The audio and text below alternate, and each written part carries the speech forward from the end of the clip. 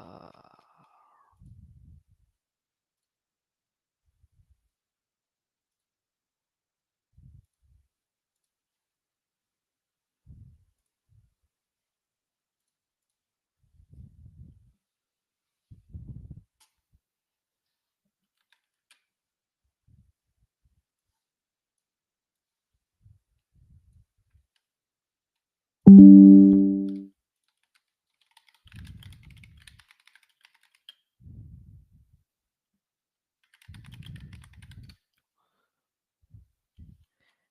yes.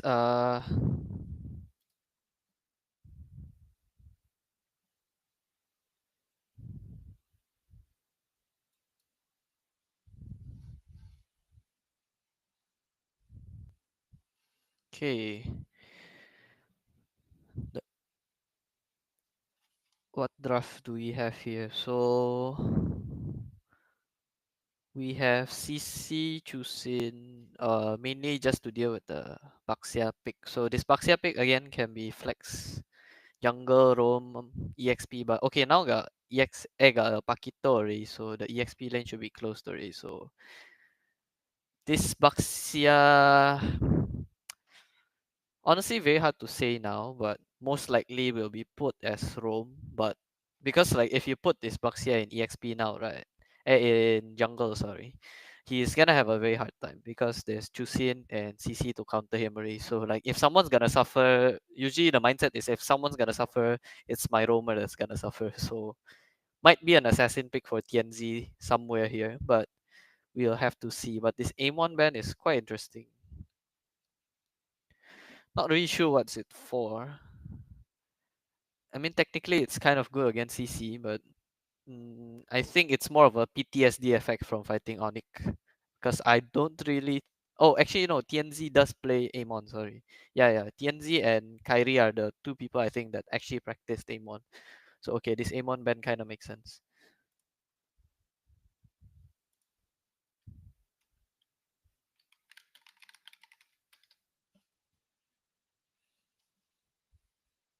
Then last ban, probably a JP ban.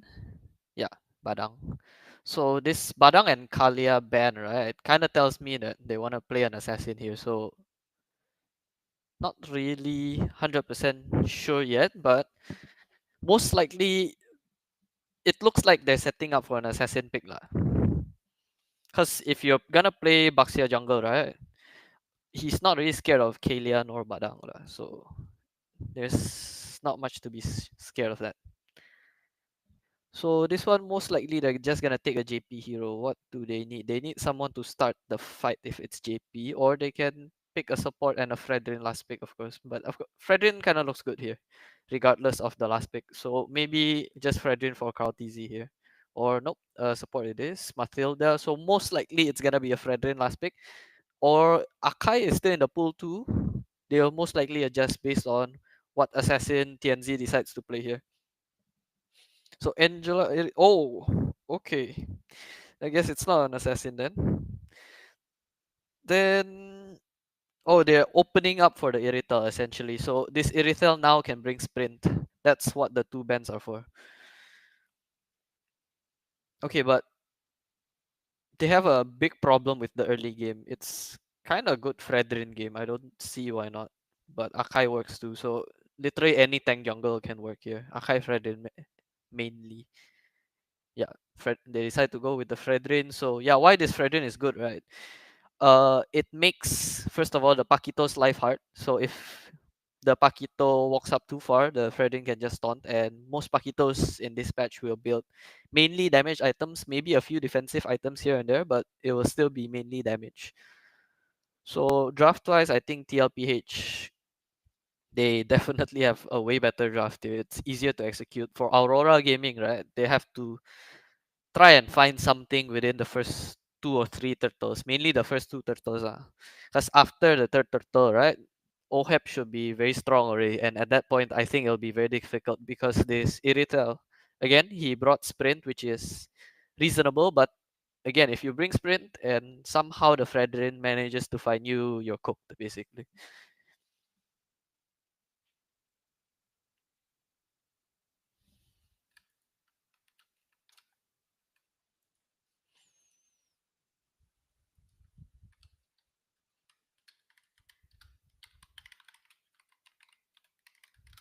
So yeah, now the match star, blue buff, nothing fancy.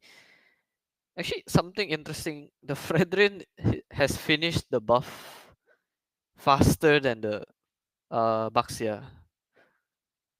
How did that happen? Okay, not sure what happened there, but the Fredrin somehow managed to finish his buff faster than the Baxia. And free Litho, I mean, I think Aurora played that badly because Baxia, Kimi, Angela is. I'm pretty sure they're supposed to have a stronger mid control here. They should have gotten that Litho, but hey, it's not that bad because he manages to get the lizard here. But now that Oheb sees him, this will allow Carl TZ to go to this top farm here. But okay, the two mid laners are blocking it now. Yep, you see Carl TZ going straight top. They're trying to fight here, but I don't think anyone will die. Sanford will just fly away. Yep. So overall, nothing much happened. I wouldn't small win for Aurora, but nothing huge yet. Paquito against CC. Actually, this one's kind of an interesting matchup because previously CC would dominate this matchup. But I think because of the new fighter emblem changes, right? There's more lifesteal now. Paquito might be able to sustain through as okay. Yeah, with the new lifesteal should be better lah. But I'm not sure whether it'll flip the matchup or not.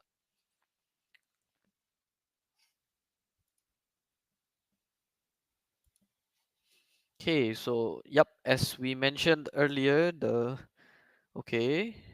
Sanford is very low. He has no vengeance. Kautizi managed to get the red tree, and yeah, this Chusin again, like what we mentioned earlier, the CC and Chusin will just be too good at zoning this Baxia away.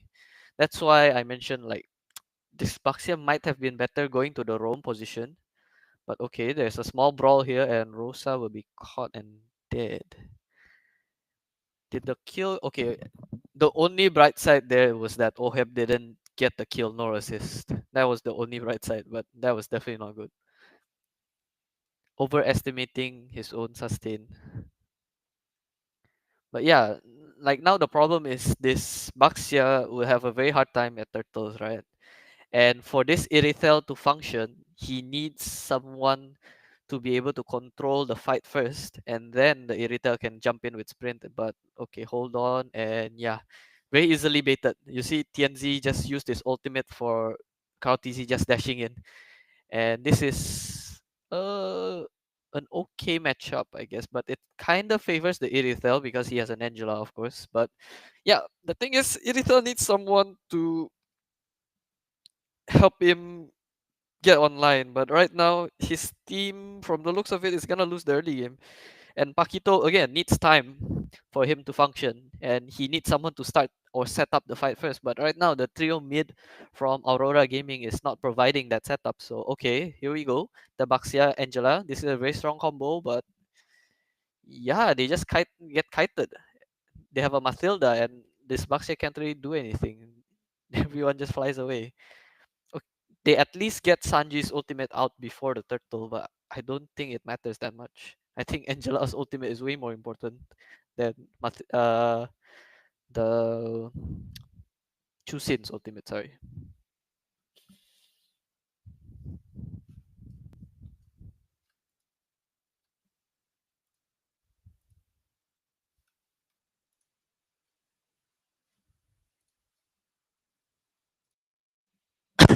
This turtle, yep, just watch. Like honestly, it doesn't matter that Karl TZ or TNZ gets the turtle. I mean, of course, it's better that Karl TZ gets it, but even if he doesn't get the turtle, I really don't see how Aurora can win this. I expected Aurora to be able to take one game away from from Team Liquid, but right now I don't know. Doesn't seem like it. Like the drafts, everything, they're just not clicking. Like They managed to win against Onyx PH, but during those games, I favored uh, Aurora Gaming's draft on most of the games. But now, like, I favor Team Liquid's draft by a lot. So, like, you can see this Chusin can just walk up like that, and no one can really punish. And the Baxia, even if he crashes, like, yeah, he can't really do much. But what's the timing here for Aurora? Honestly, I don't really know what timing they have. As long as Team Liquid stick together. Okay, I guess the only thing they have going for them is that Paquito against a CC in the side lane. Okay, hold up. Sanji, he should be fine here. He still has a flicker if he really has to use it, but I don't think he needs to. Okay, JP on the other hand might have to. Yeah, nothing. Yeah, again, the only advantage they have is the far lane here. So the Paquito, after a few items, should have an advantage against the CC. But again, it's not that big of an advantage. It's a very small advantage. So if the Paquito makes a mistake, the CC can punish him too. So again, but that's the only thing they have going right now. So they really have to make it work because in a 5v5 setting, I really find it difficult for them to do anything. I guess if the Baxia manages to distract Cartesi and the Iritel finds an angle, like you can see here, Sanford uses the ulti, but the Paquito can just tank through. And Paquito has a better sustain than CC using his lifesteal. Not sure what the items are, but he should be buying a first item War Axe for Paquito, so the sustain should be there. But okay, a small fight for the Lito, but yeah, again, you just gotta wait for a moment, maybe from Rosa's ultimate. Okay, drive by retry, nope. Yep. So he's just gonna try and disengage here, but okay, hold on. Yeah, as you can see there, that's what I mentioned. The Paquito here very hard to play because that's why you don't. First of all, Paquito's not really meta, but that's why it's not meta because if you pick it early like this and you see TLPH just pick a lot of CCs, right? Every single one of the heroes except Oheb has a CC, and oops, sorry for the lag. Basically, once the Paquito goes in, he just gets CC'd and he's too paper. He dies way too quickly.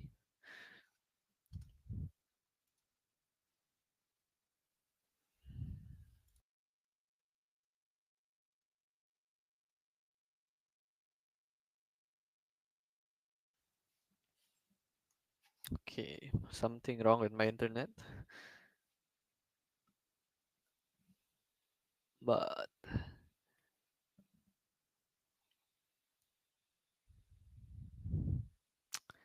what can they do?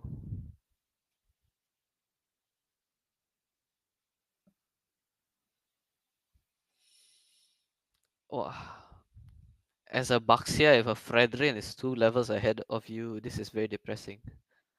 And Sanford finishes his brute force, so it'll even be harder for them to kill him now.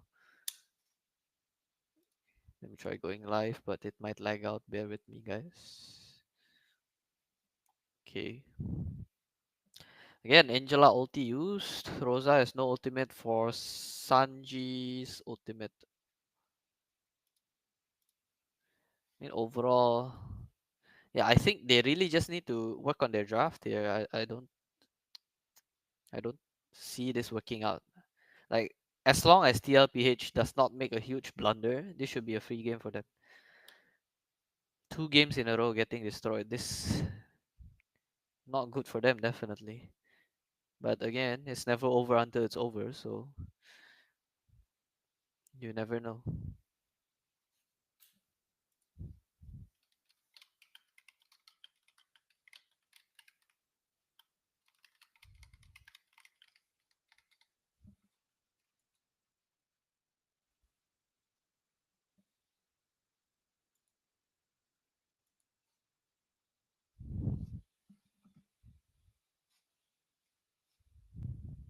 Free Lord. I mean, nothing much they can do. They really have to give it.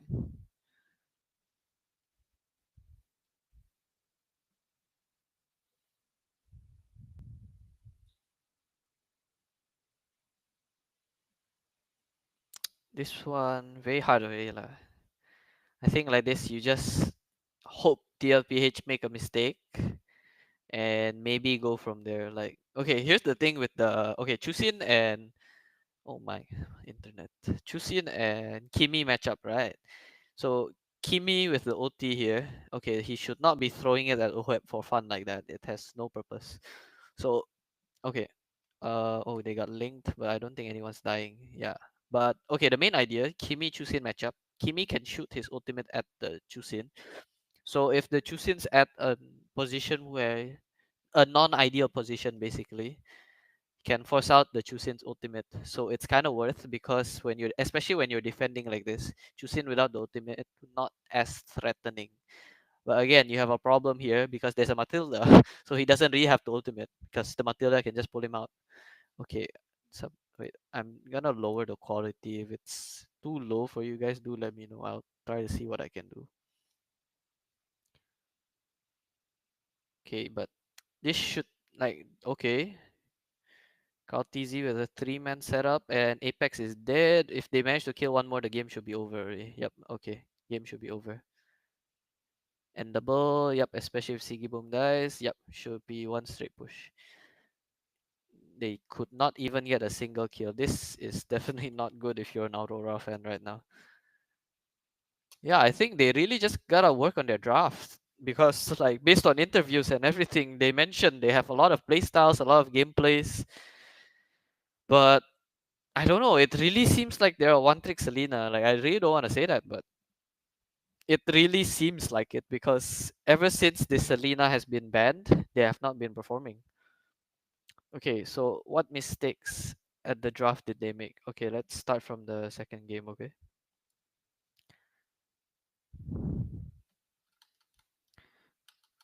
Okay, so Arlet ban. Okay, here's something that doesn't really click to me. Okay, so you ban the Arlet here.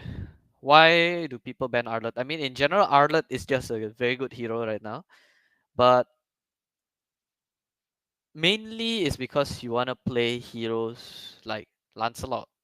You want to play heroes like YSS. Basically, these hyper carries, right? Arlott can make their life very difficult, basically, just by sticking to them and keep on damaging them. And y'all might ask why is Arlott good now when it wasn't last time? It's just because of the movement speed buff. So now every time he dashes, he gets a burst of movement speed, which makes him very hard to kill essentially. So why the draft here doesn't really make sense to me. If you're gonna play Baxia, Arlott isn't really a threat. Like if as a Baxia, you wouldn't really care of an Arlott. And I don't think TLPH would have taken the Arlott here. Even if they did, it wouldn't be that big of a deal for the Baxia. So my biggest question is why did they ban the Arlott? Is it because they wanted to play Lance? But okay, if you wanted to play Lance, but then at this situation in Aurora's POV, you're like, okay, there's Lance, there's YSS. We don't want to trade Lance for YSS, basically, something like that. If that was the case, they should have banned it earlier, I feel. Because if they did not want to do it, like, okay, so instead of 1-1 here, right? So I'm assuming they play 1-1. I've never seen Sigiboom play 1-1 before, but I'll give you a scenario here. Uh, Basically, you don't want to trade Lancelot for YSS, right? So you should ban it in the second ban here. Because, okay, if let's say you ban Lancelot and they ban YSS, or you ban YSS and they ban Lancelot, then you would have Selena open, which is your power pick. So you should I think they should have done that. So this 1-1 ban basically allows the enemy to mirror ban them. So what Coach RC can just do here, okay, so if they ban YSS, we'll ban Lance. And if they ban Lance, we ban YSS. Or I assume they have a plan to fight both with either the Lance or YSS. Because against Onyx ID, they opened both Lance and YSS. But Onyx ID decided not to take the Lancelot. So different case there because they had the aim on pick lah basically. But okay, so this Baxia pick doesn't really make sense to me. But okay, the game's not over there. But here, I think is very difficult. Already. The Paquito pick here, I think, is very questionable. Like, it makes your life very difficult, basically. But it wasn't.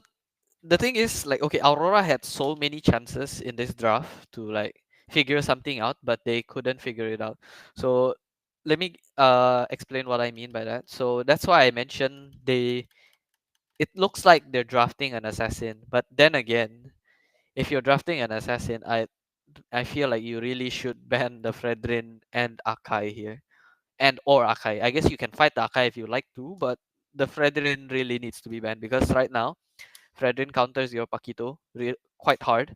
And if they are gonna pick an assassin, Fredrin will also counter most assassins, right? If not all, I guess. So basically, the Fredrin pick here will be very strong for TLPH. So they definitely, I'm not sure what the coach had in mind here, but it feels like he was lost. Because this Angela Irithel doesn't. Okay, why I said the draft doesn't make sense. Paquito and Iritel, they need someone to be starting the fight or winning the fight. Then they can come in and clean up. You don't want your Iritel or Paquito to be starting the fight. But right now we look at the trio mid, right? Baxia, Kimi, and Angela. Who is the core hero of all these three? Like who is the most important one? Of course it's the Baxia, right? And okay, it's Baxia Angela. I get it's a strong combo, but you don't really want to do it if their first two picks literally counter the main strategy, right? So there's Chusin, there's CC. It counters the Baxia array. So you really don't want to revolve your whole draft around the idea that a Baxia can control the game when it's countered in the first two picks, something like that. So here he could have adjusted by going Assassin instead, because by going assassin, like what I mentioned earlier, is you sacrifice the Baxia roam essentially, because he's gonna struggle no matter what, no matter where you put him. You can put him exp, you can put him jungle, you can put him roam, all three roles he'll struggle. So might as well have a roamer that's struggling than a jungler that's struggling. That's usually what people go for. But yeah, okay, think that's all I want to talk about this game. But for first game, yeah, first of all, opening Kaltizi lands is very, like, if you're gonna open Kaltizi's lands, you better have a plan. So their plan was Phovius and Kalia. These two are not bad picks. So basically you have two fighters to counter the, what do you call this hero? Lance. But okay, another problem is Chusin. So Chusin is really good against these two fighters. Could they have banned it? Probably not. I think these bans are okay. So at most it's the Baxia. I guess they're scared of a first pick Baxia and they won't dare to respond with a Lance. But I think, yeah, I think they should have left the Baxia open, but I don't think it's that important. Because the problem now is they don't have any mages.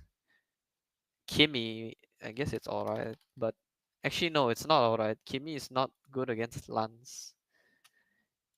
What mage is though? There's no mage that's good against Lance. Yeah, I think the problem here is they're prioritizing too little on TNZ's heroes. So TNZ ended up with no heroes. What did he play here?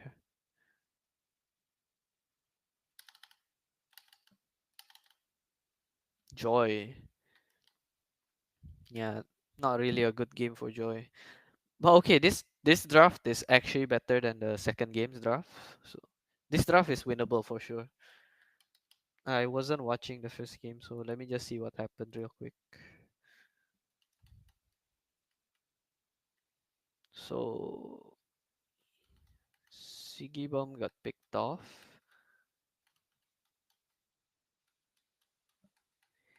And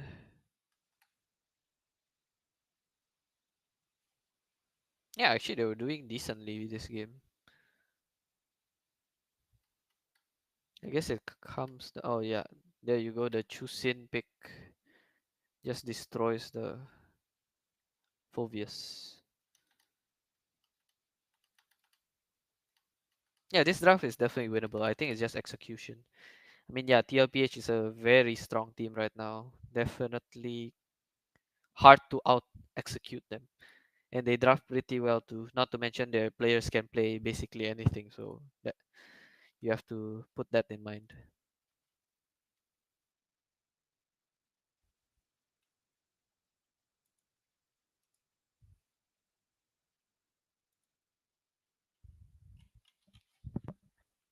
So yeah, they're heading to game 3 here, but honestly, I think if you're Aurora, you kind of have accepted it. Like fighting the final bosses in the first day is definitely not a good feel. But hey, they had their chance to top their groups, but they failed to.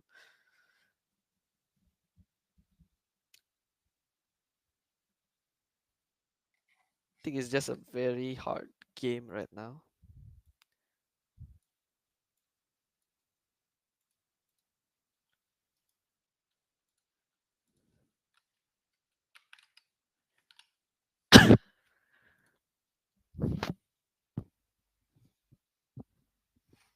Yeah, so they're just waiting for the draft. I'm gonna turn on the audio for a while. It's a bit loud, so yeah, bear with me. They made another task for Lunar.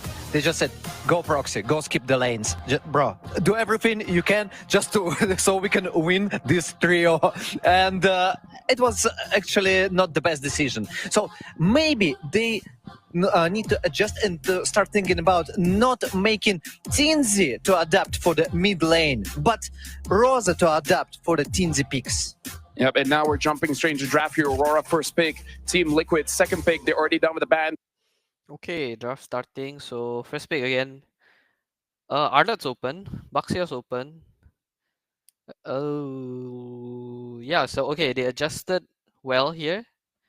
Okay, see now they didn't ban the Arlet, so they decided to ban the Chusin instead for the Baxia. This makes more sense because Arlet, Baxia, you don't really care about Arlet. But I think TLPH will still pick up the Arlet because giving both Arlet and Baxia kind of feels bad. So they might pick it up. But again, it depends on them what plan they have going for them.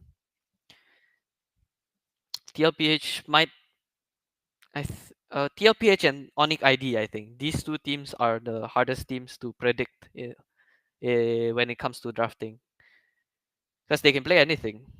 Okay, so they decide to go for Farsa, probably followed by a flex pick, Arlet probably, or Gatot. Okay, yeah, Gatot works too as a flex.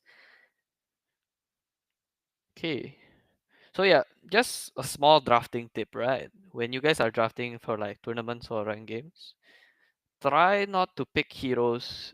Don't be too honest with your draft unless you have a specific draft in mind already. So let's say you have a cheese pick or like cheese draft you've practiced, then by all means be honest. Okay, what I mean by honest is picking heroes that only have one role essentially. So like let's say if they go like Farsa and Lance, then it's very obvious it's mage and jungler. So right now here they went for Farsa and Gatot, right? You don't know where the Gatot is going on. Okay. So they responded with Valen and Lapu. So Valen definitely one of the better heroes against Farsa. You can take the ultimate, the feather airstrike, so it can take the Gato ultimate too. So what you can do essentially is take the Gato ultimate, and every time the Farsa opens her ultimate, you open the Gato ultimate on top of the Farsa, so that cancels it. But again, you'll be stuck in the middle of the fight, so pick your poison. So again, CC for Sanford, nothing surprising. CC just a very good hero against Baxia, and they see the Lapu. Lapu against CC actually, it's CC favored, but it's not that bad for the Lapu, so it's fine. But of course, Sanford, best DXP, he'll know what to do. But yeah, okay, so they ban Oheb's Granger, which is a good ban because right now TLPH has a very good early game. So they do not want who's this Oheb to be playing with a marksman that can snowball off of it. So Irithel might be a next ban, but Irithel, the thing is, it's not that good against Baxia, so maybe not Irithel. So they don't really have to ban Oheb's hero here. Maybe call TZ's hero. Fredrin looks kind of good for them again.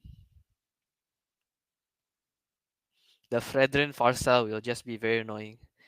Because one combo with Fredrin stun followed up by Farsa spells, you don't even have to use the ultimate. More than 3/4 of most heroes' health will be gone. Probably only Baxia can survive it.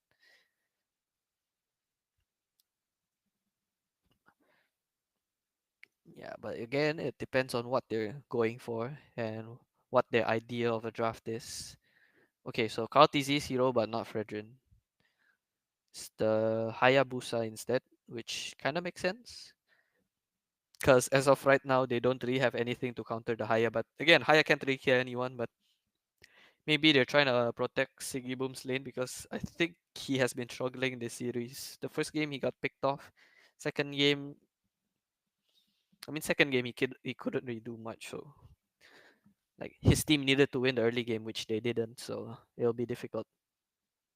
But okay, this Kalia pick kind of says again, you want to go for an assassin. So what assassin are they looking for? Most likely it's going to be Oheb's hero first. Oh, Fredrin. Okay, so yeah, they go back to the Fredrin, which makes sense, I guess. This actually looking like a decent. There's so many heroes for Oheb, I guess. There's nothing in particular you can look at. It really banks down to what Oheb wants to play. Something like a Beatrix even can work. Beatrix, Claude. If you want to be ambitious and go for Nathan, it even works here. Everything can work.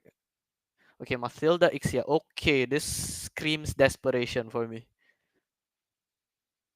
Yeah, so they're just trying to go back to the Ixia pick because it worked last time, but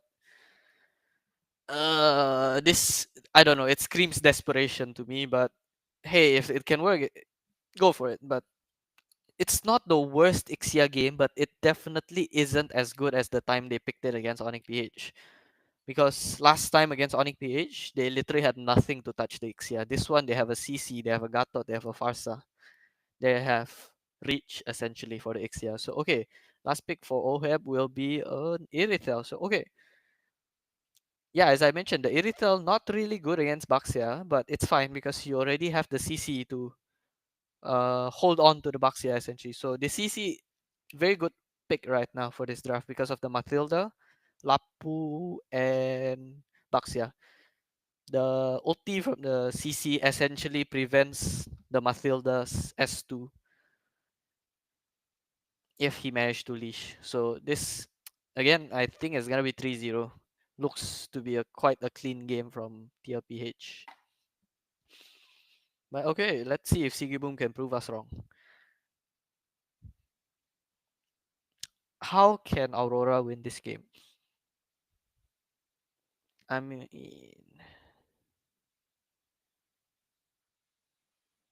I guess first turtle they kind of have prio with the Lapu. As long as the Lapu doesn't get poked by the CC too much, he should have prio this turtle. Nobody can kill him essentially this first turtle. So I guess the fate of the game depends on how the Lapu performs in the first two turtles. He really needs to find something because I don't see this Ixia carrying the game when they're behind. If they're ahead, maybe, but if they're behind, I really don't see it. Okay, an improvement here now. They control the Lito side, so at least they should be able to secure the Lito now. Like if only they. Oh my God, Sanji. Oh my God, why? Yeah, okay, I lied. They lost the Lito control and now they have to back off. Yeah, Sanji's just the best mid laner now. No debate. Like they could have done this the previous game too with the oh my Lapu is getting zoned. But yeah, they could have done this with the previous game because they had a stronger mid lane. They had Kimi, Angela, and Baxia, but they decided not to fight the Lito for some reason. So now, oh my God, TNZ is getting starved. TZ is almost level 4, while TNZ is only level 2. I think it's over. I don't see them coming back from this, but we shall see at Turtle. The Lapu already called. Apex has been killed. And Sigiboom's losing his lane. Okay, hold that thought. Yep. Yeah, that's about it. Okay, wait. Sigiboom trying to be sneaky here. Is he actually gonna do anything? Nah. Oh, Rosa. Okay, that's something. But that's turtle, so unless TNZ is him and steals the turtle here. But it's very difficult as a Baxia against a Fredrin, especially with a JP on your face. Yeah, there you go. Okay, Lapu, are you okay? One kill. Okay, I guess that's a decent trade for Aurora. They managed to get 2 kills for Turtle. But I think Sanji's gonna kill Sigiboom here. But no, oh no. He used his ultimate already, so Sigiboom does not have flicker for Sanji's OT, I think. Off screen during Turtle. I think I think he's fine though. Yeah. Okay. The best start Aurora has had so far. Why does Rosa have Irritel ultimate? He should get rid of that. Refresh the cooldown, sir. But okay, 1v1 in the bottom lane. Yeah, you can't beat the goat of EXP, man. Okay, hold that thought. Okay, yeah, no one dies.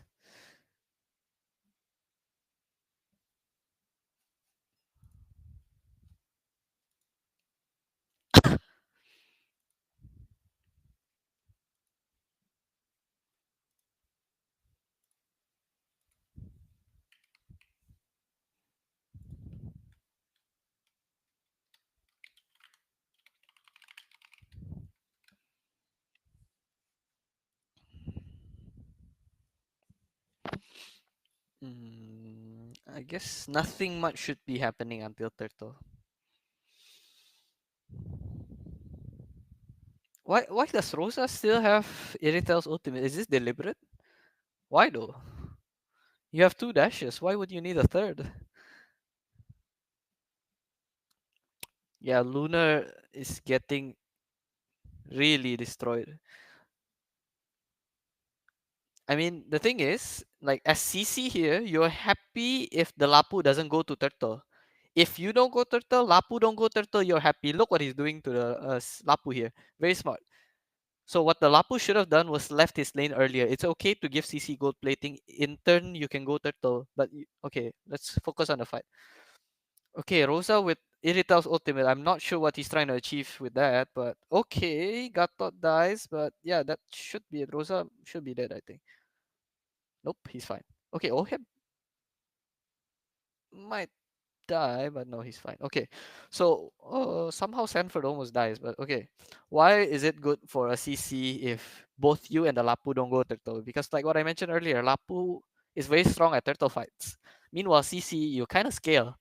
Well, Lapu, you don't really scale.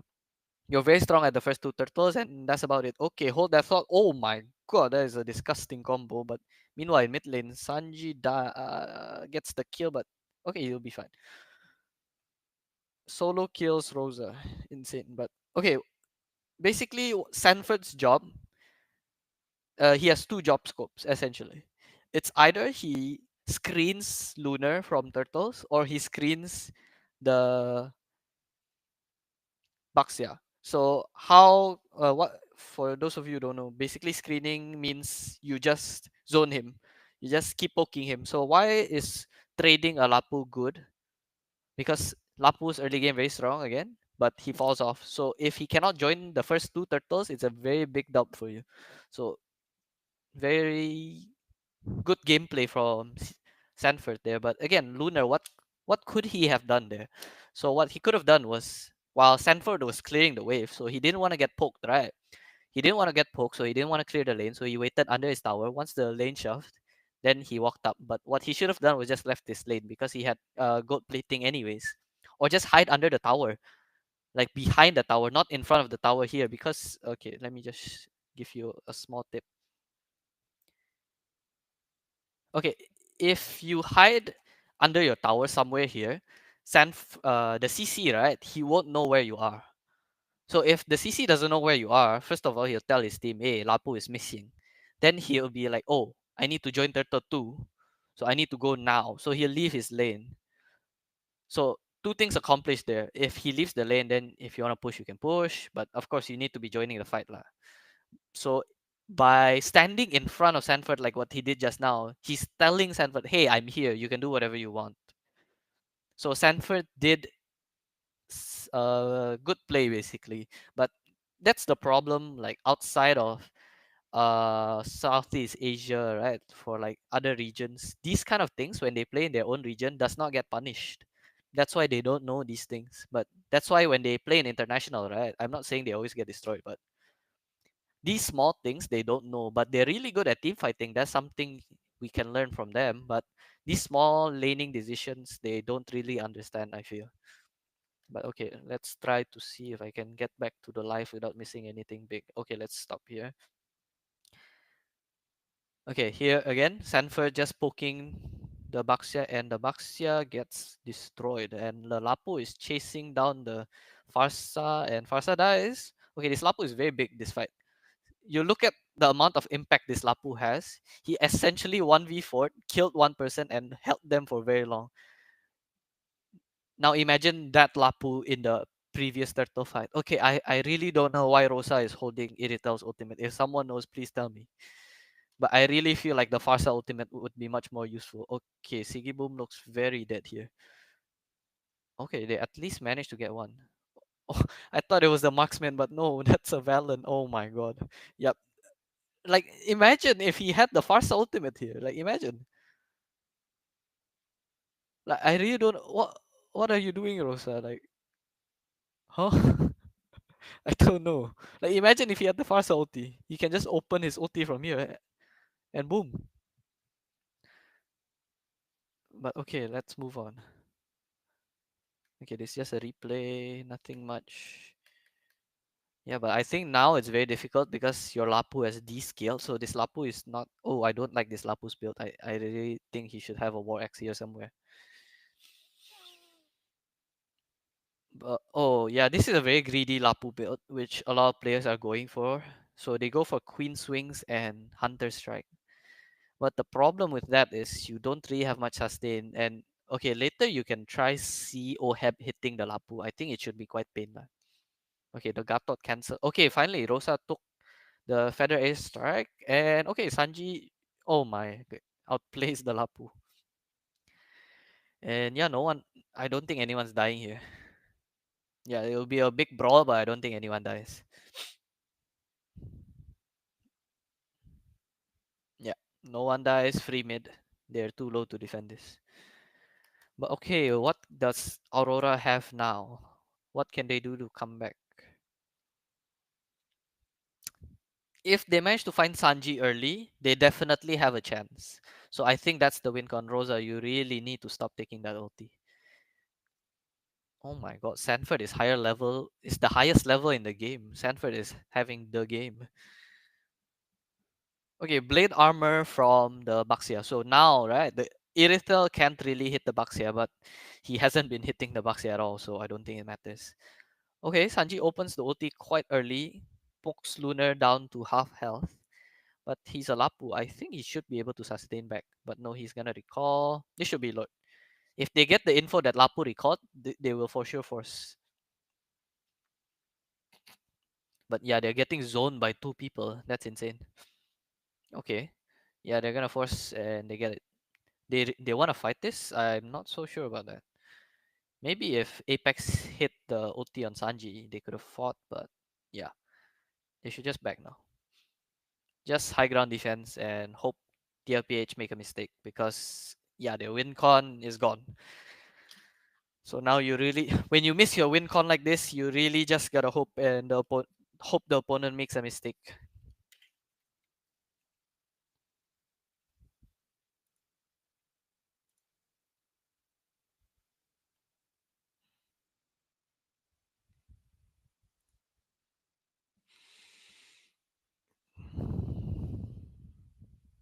Okay, something okay. I'm not sure about this. Oheb's not really here. Yeah, so I don't think they'll fight now. Okay, Oheb's here now, but I don't. Yeah, I'm not really too sure about that. TLPH burnt more spells than Aurora there, so I think I don't think that was a good initiate by Kaltizi. I think TLPH should be able to get one inhibitor here, the bottom lane on the next wave, but I think they'll be happy with one inhib for now. It's the far lane inhibitor too, so definitely happy with that. I think, yeah, Aurora should be able to defend this. Apex almost dies though. Wait, they might be able to defend bottom if TLPH transition too slowly. Okay, a very big XA ulti. Okay, this might be the fight. But nope, they'll be happy with that. Yeah, so oh my, they lost the top one instead. Yeah, Winions. Too good. So okay, I was wondering why the Mathilda was so paper. Turns out he's building damage. Okay, Rosa, I don't know what's going on with him, but he, I think the nerves are getting to him right now, because usually he's playing really well, but today not the best. Okay, this looks like a good fight though. Yeah, Oheb looks dead.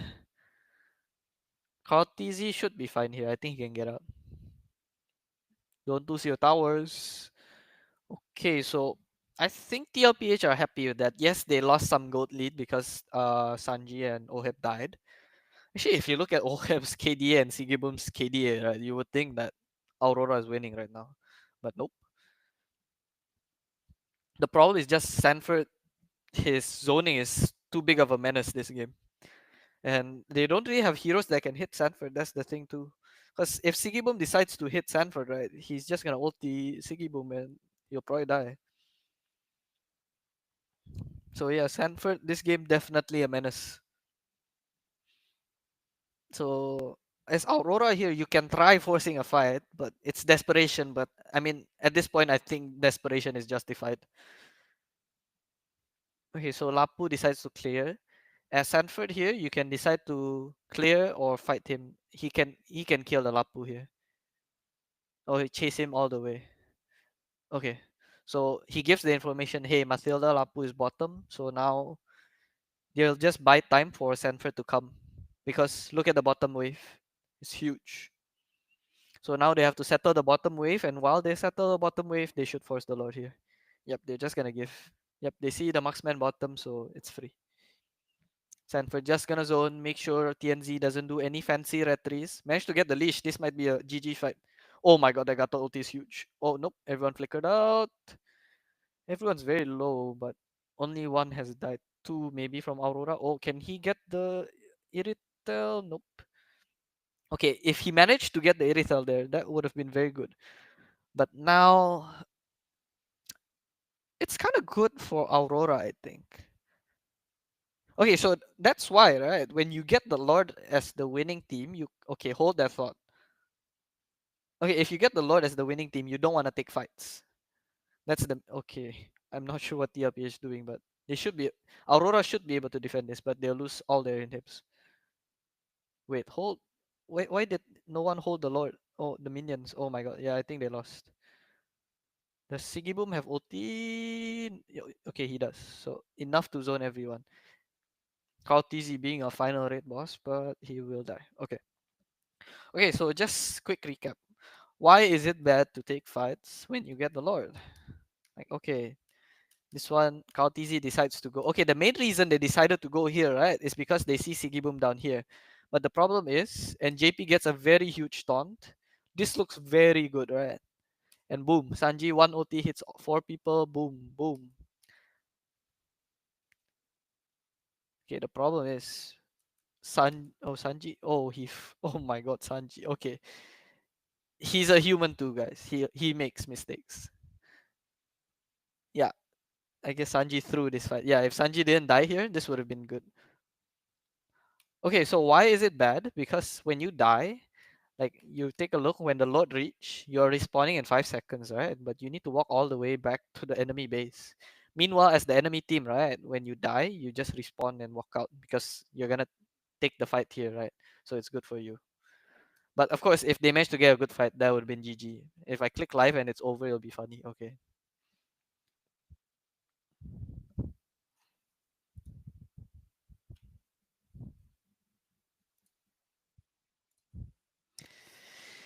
I don't really see a way. Aurora can come back, but of course it's possible. If the Ixia manages to land a very good ultimate, we have seen Sanji disappear in 1 second, so it is possible. So the game's essentially on Sanji on Oheb. If they get picked off early, should be over. It should be defendable, but if they don't get picked off, I think it's over. Because they don't really have good wave clear on Aurora. Yes, I know Ixia can ulti, but there's no way he's ulting all 3 waves, right? He can only ulti one. So looks over. They need to take the fight here, I think. I don't think they can take the fight in the base. So they have to take it outside right now. Okay, look at that positioning from Carl TZ though. What a good positioning. Oh my. Oh wait, hold on. Hold on. Okay, he's fine. If he took bloody retry there, he would have died. He took ice retry. That movement speed saved him. But okay, they managed to burn Flicker from Siggy Boom, so that's huge. So now if they manage to find him, he's cooked unless the Matilda can save him. Okay, let's look at the items. Blade armor, very standard to fight Aerithel. Siggy Boom, full damage. Notice guys, no Sky Piercer. I see all you Ixia's first item Sky Piercer in ranked. Come on guys. Okay, looks decent so far for Aurora, but they need to go back. Their waves are coming in. Yeah, this Siggy Boom looks cooked. And Rosa's dead already. Yeah, should be over. Yep, GG's. Nice try from Aurora, but unfortunately, TLPH just a beast. But I think they put up a decent fight like this game. Yeah, should be over. I'll play the audio so y'all can hear. It is the end of the road for Aurora. Grab your brooms as Team Liquid. I mean, the stampede is real at this point. 3 games in a row. And let's be real, Aurora Gaming are no slouches. They put up a good fight, but Team Liquid, I mean, this is a team that just shows that anyone that wants to go against them has to be ready. Hey, they've been regarded as the best team in the tournament, even by me, and it just seems like they're too dominant. They're too good at video games. Too good. They practice their minds off. Hey, that's a nice term right there. Does seem like we are going to be getting ready to interview the man, the myth, the legend, whatever you want to call him. What, Chef, Young Stallion, the Lone Stallion, the Sandman. The Sandman. That's a new sleep. I like that one. The Sandman makes teams go night-night. Taking a look at some of these replays. I mean, Team Liquid, for 3 games in a row, just dominated everything. Yeah. There was, even the last game when Aurora, it felt like there was a chance. It was tough all around the map. I love the reactions. Carl TZ just always got a smile on his face. Yeah. I mean, it's that. What the heck? That's that dude. He played that. Got like a Tigreal. He found 4 with a taunt. That's something you don't usually get, bro. It was an amazing series. Team Liquid showing their dominance. And as we said, we got an interview down on the stage. Let's toss it over to Rose and the Sandman. Thank you so much to all our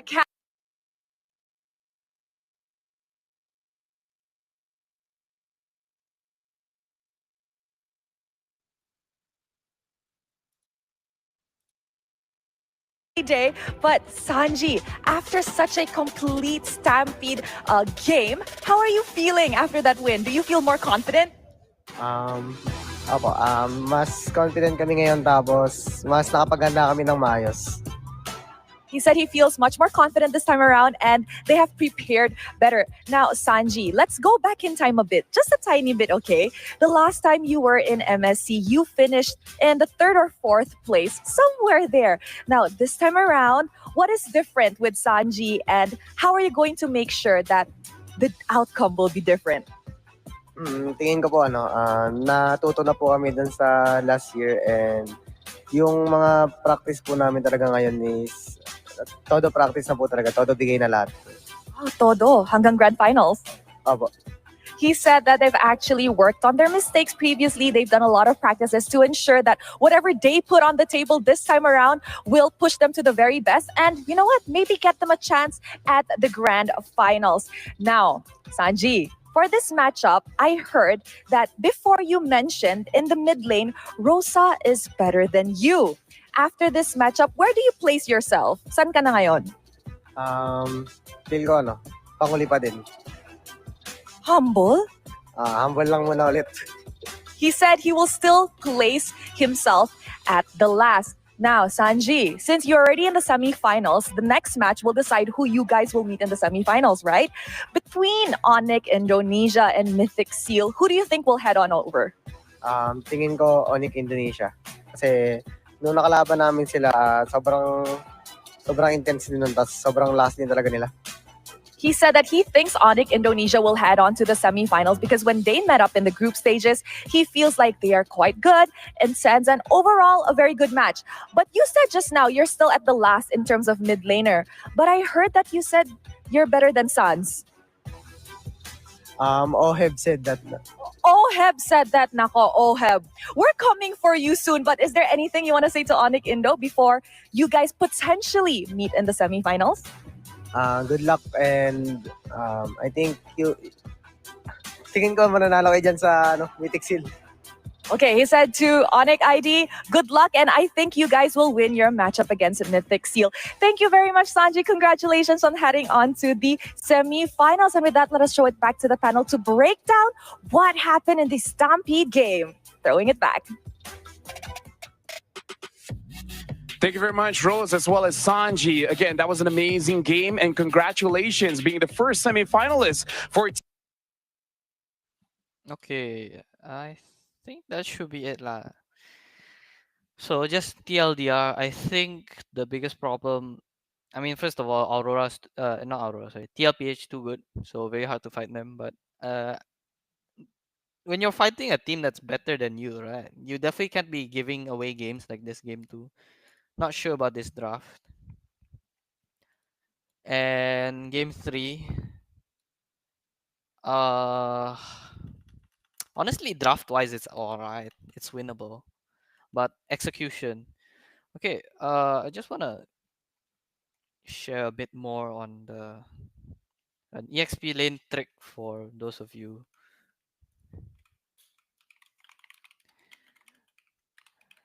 An EXP lane trick for those of you who play EXP. So okay,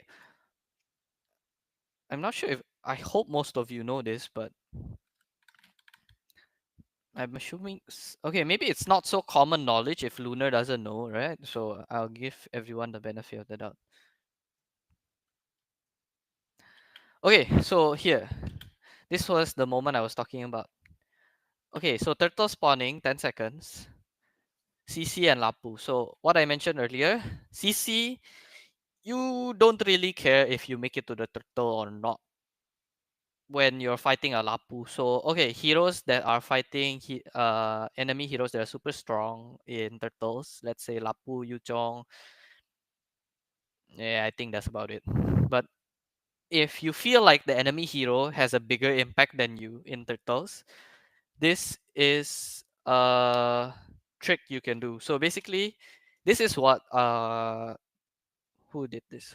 This is what Boots did to Sanford in 2 years ago in MSC while he was playing Masha against a Terizla. So Boots at that time playing Masha knew that a Terizla has a higher impact than a Masha in the first few turtles. So what he did is similar to what Sanford does to Luna here. So okay, we can see Sanford, he can clear this wave, right? He can very easily clear it, but he doesn't really care. All he wants to do right now is make sure that Lunar doesn't go to turtle. Because as of right now, the turtle spawning in 5 seconds, it is very unlikely somebody is here to help Lunar. And even he sees the important person, basically. The only person that can be ganking Sanford right now is Rosa, but he sees Rosa here. Why can it not be TNZ or Apex? If Apex, he doesn't really care, he won't die. If it's TNZ, then they can just do the turtle, right? And you will probably survive if you have Vengeance. If you really have to use it, use it. Okay, so right now, Look at this. He just zones. And okay, if Sanford could cancel his S1, trust me, he would have. But CC cannot cancel S1. So once you hit like that already, then just hit. It's fine. You see, he even goes as far as to burn the ultimate without hitting the Lapu at all. Sorry. So here he burns the ultimate without hitting Lapu at all. Some of you might say that's trolling from Sanford, but he doesn't really care because he just want to zone the Lapu away. So this is why I mentioned the Lapu should not be showing to Sanford, because if Lapu shows here, Sanford will know and he can just pass accordingly to block. So as of right now, what the Lapu can do, what the Lapu should do actually, right, is just ditch his lane. Because yes, I know CC can take towers quite quickly, but as the Lapu here, if you don't leave your lane right now, you're not going to turtle. The CC will lock you in lane. And the problem, what I mentioned about like non-Southeast Asian teams, right? Like all the European countries, I don't think they get punished in their respective tournaments. So here, maybe he does this in his scrims, or he does this in his qualifiers, and no CC punished him. But look at what Sanford does. Okay, so he's like, oh, you want to cross here? Haha, I'm here. So the Lapu cannot just run through him, because if the Lapu just runs through him, he'll lose all his health and he'll probably die. And look, he's like, okay, then let me just take the safe way. Then because he thinks that Sanford is going to turtle, so he's like, okay, I can just go trail behind him. But no, as a CC, that's not your job. Your job is to make sure he doesn't go to turtle. So look at the extent Sanford takes to block him from turtle. Just keep hitting him.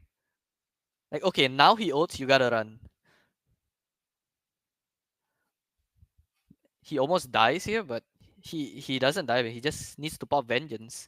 And even if he doesn't burn the flicker, but in turn Sanford burns vengeance, it's fine as Sanford here, because essentially, right, what you did is you burned your battle spell to prevent the enemy's strongest hero from joining turtle. And as of a result, TLPH managed to win this turtle. So recap, as the Lapu, what you should have done, wave coming. First of all, he could have froze his lane here, but I think he cleared it. I don't know. Yeah, okay. So you can just throw the S1 here. Then you can just run. Like, you don't have to clear this. The thought process of having minions and having to clear it is not always true. Like in this scenario, yes, there are minions, but you don't have to clear it. You can just leave it. Even if there was no gold plating, I would say that you should still leave this lane, because the second turtle is that important for a Lapu. Okay, so I'll show you what it could have been. Because third turtle, the Lapu joins the fight, right? And see how much of a menace he was at this turtle. Okay, eyes on Lapu. Here's the Lapu. Jumps in straight to Sanji. Sanji cancels his ulti. Misses the S1. All good. Like, okay, mechanically speaking, there was no way he was supposed to miss this. But okay. He missed it. Flickers to Sanji's face. Kills Sanji. Stays on top of 3 people. Survives for very long. And finally dies. Okay, let's count how much time did he buy. Okay. Okay, here they start hitting him 50. Okay, I have to say he's not playing the Lapu the best, but look at how much time he bought. A whole 9 seconds bought. Okay? And this was third turtle while your team was 1k behind and you lost the turtle. And okay, I'm not. Wait, let me see. What happened to this box here? Okay, he just got destroyed. Okay, imagine this Lapu in the second turtle.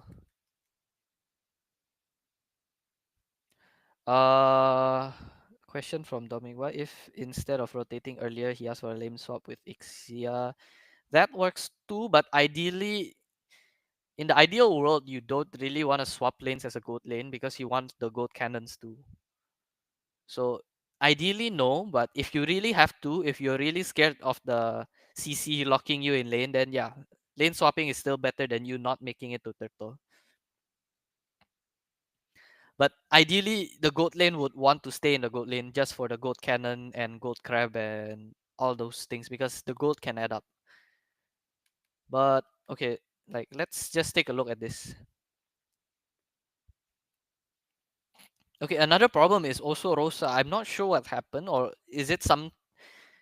Does he know something I don't? But the Valen this entire game has been taking the Aretha ultimate. I'm not sure what he's trying to do with it. He I'm not sure. I'm not sure. I really am not. But at most you can say it's an additional dash to dodge things, but you already have two dash. Do you really need another one? Like okay, imagine if the Lapu was here, right? Like they wouldn't clump up like this if the Lapu was here. So as an EXP, this I think this was the most important moment of the game. This was like the crucial moment Aurora lost this game because the Lapu couldn't make it. So I think yeah, those are the two biggest reasons Aurora lost this game. It's first of all the Lapu not being able to join the fights because like when you're playing heroes like Lapu Yuchong, the first few turtles are really important and you can't really mess things up there because it really sets the tempo for your team. So that's mistake number one. And mistake number two, I think it's Valen taking the Iritha ultimate way too much. I'm not sure what he's trying to do. If anyone knows anything, please do educate me. But I don't know. I really am not sure. But okay, let me just take a quick look at the items. So itemization wise, right? Why I said the Lapus build not the best. And actually Baxia's build too. Wait, let me see if there's a mid game item build. Oh, hello Yuta.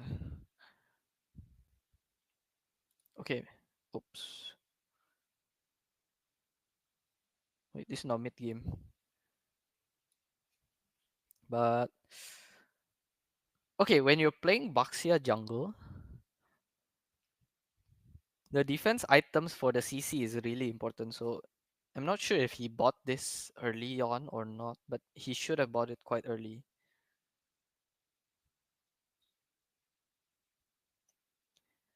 For Lapu, usually right now Lapu just goes definitely not this greedy. Yes, hello Dominic. Okay, this as early as it gets lah. Okay, this why this Lapu build is way too greedy. You have no defense at all. So what happens is the CC can poke you. The Farsa can pretty much burst you down to half real quick. So when you build Lapu like this, it's a problem because yes, you are quite painful, and we saw him did kill Sanji a few times, but we also saw how fast he died post turtles. Cause yeah, from the first few turtles you have inbuilt defense, so should be fine. Uh,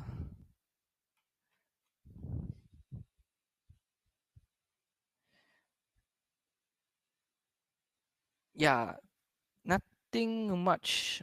Sea Harbor second item. Honestly speaking, I am not sure what is Ixia's build, so I can't really comment on it because I think it's a Sigibum's power pick. So I assume if he's a Ixia main, he should know the build. So should be correct lah. But biggest problem mainly on the Lapus build, and Baxia looks alright, but too many small items. Yeah, that's kind of a problem. Yeah, too many small items. Cause if you buy, okay, here's the funny thing about MLBB, right? MLBB and other games has different stats per gold value.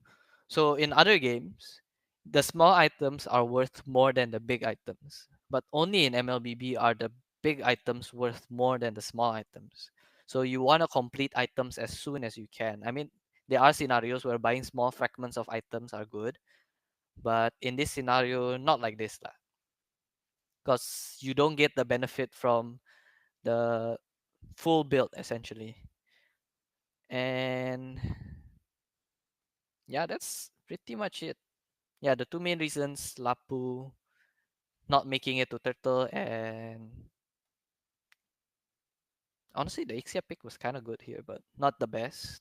But it kind of worked. But I would like if you are gonna go for this Ixia pick, right? I would really want to see a crowd control from one of your heroes, but they have none. Like they have a Lapu, they have a Baxia, and they have a Mathilda. They don't really have anyone to like clump the enemy up. If they had one Arlet, maybe one Edith, like any initiator. If they have any form of initiators, right? This would be much more of a good Ixia pick. Like you saw what the Ixia was able to do without setup. Now imagine having setup. So yeah, I think that's the main difference. So okay. Oh, hello Ming Xian. And yeah, does anyone have any questions? Oh, they're starting already. Okay, they're starting soon, but I'm just gonna turn on the audio real quick. So wait, yeah, I'm just gonna turn on the audio and I'll be back when the game starts somewhere there. Okay, I don't see any questions, so see y'all. The one way I think Mythic Seal can kind of feint Onyx, because Onyx, that's one part of their play that, I mean, they proved it in the S15 finals, right? But Savero, that's one way to attack. Yes, and also you mentioned about Nico. Yeah, I think that there is too much on his shoulders. He needs to prove that he can beat the mid lane, and it won't be easy. You know, Sun's not an easy opponent. Oh yeah, Suns is definitely not an easy opponent. With that, we're going to look at Onyx ID. We got Lupi, Kyrie, Suns, Keyboy, and Savero. Honestly, I believe if you're a fan of MLBB, you know this roster. There's a lot of faces here. This is not Onyx ID, but you know, it's Onyx, you know. But legends. Yeah. They're related. Yeah, you know, it's same org, but let's talk about this one because honestly, like, we have a lot of legends, but I actually want to talk about Savero. Very impressive because I like that even though as a rookie, he doesn't play scared. He moves forward. He wants those kills. Lafel, you were at ground zero when Savero introduced himself to all of us. And Savero. That's right. If I remember correctly, he experienced in the span of 2 weeks what CW had to do in a year. And he stepped up to that young man you just saw on screen, not related to Onyx ID at all, Kelra. He stepped up to Kelra and said, I can take you. Gold standard, I'm here to introduce myself. He didn't win, mind you, but he put up a great fight. You know, I like the play style of Savero. He's super aggressive. He doesn't care versus whom to play. He's just super confident. That's the guy that we needed. Yeah, and here's the thing. We actually have the privilege of talking to both teams because even they have thoughts on what it feels like to go up against each other. And hey, we got the video here, so let's check it out. Indonesia, please come in, as well as Mythic Seal, please come on in, because Mythic Seal is the final team for the draw, and there are no other options. We'll be going up against Onyx Indonesia.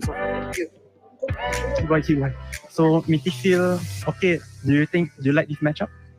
Not really. Who you want to face actually?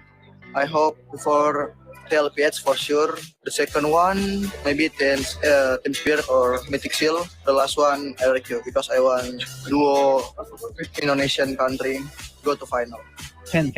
So you didn't really have much of a choice and you got Onyx ID. Are you happy with that? Yeah, I'm happy with that because I wanted to face them eventually. So yeah, better now than later. Let's go!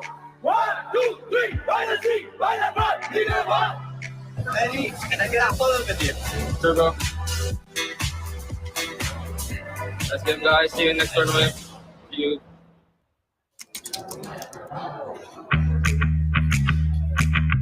Normally we just wake up, we eat breakfast together, and we play some warm-ups.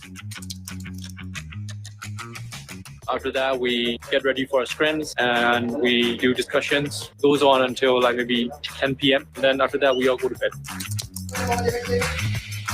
We just play maybe it's like brawl mode, brawl together with coaches or something, and then another just rest.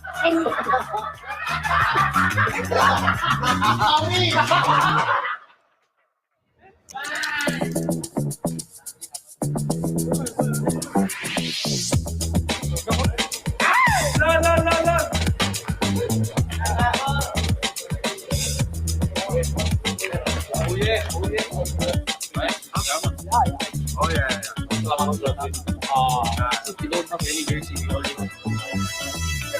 Yes, I do think we have what it takes to bring our country to the next level. I don't care versus who, just go.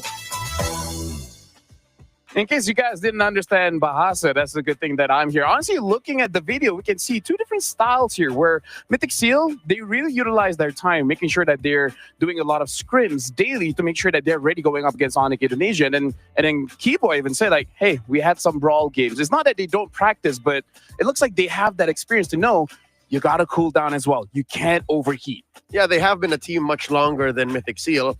Mythic Seal is a squad that is taken from the likes of Falcon Esports, Burmese Ghouls, the former Mythic Seal, and, Ken is holding the squad together. You even saw that former Falcons Esports coach, Coach RC, now with Team Liquid, was talking to them. It's that Burmese in him. So that's what we saw.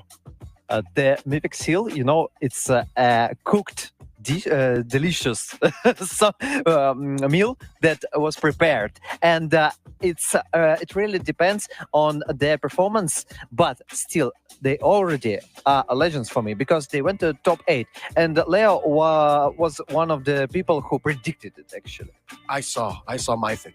Hey, shout outs. But now we got to talk about the jungle matchup here because, again, even Ken said he's honored to fight against Kyrie, and we're going to be looking at the kings of the jungle, King Kong, Kyrie, Carl Teasy. I believe it's not a hot take to say they're the kings of the jungle. This is going to be a trial by fire for Ken. If he wants to get to that level, he has to defeat Kyrie first. Ken stepped onto the world stage before even King Kong could think that he could do this. So Ken has time on his side. Ken has experience. I see one similar thing for every nickname. K at the beginning. Maybe. It's just mental win. Yeah, you know what? I hope they make it to 4Ks because 3 feels like an odd number.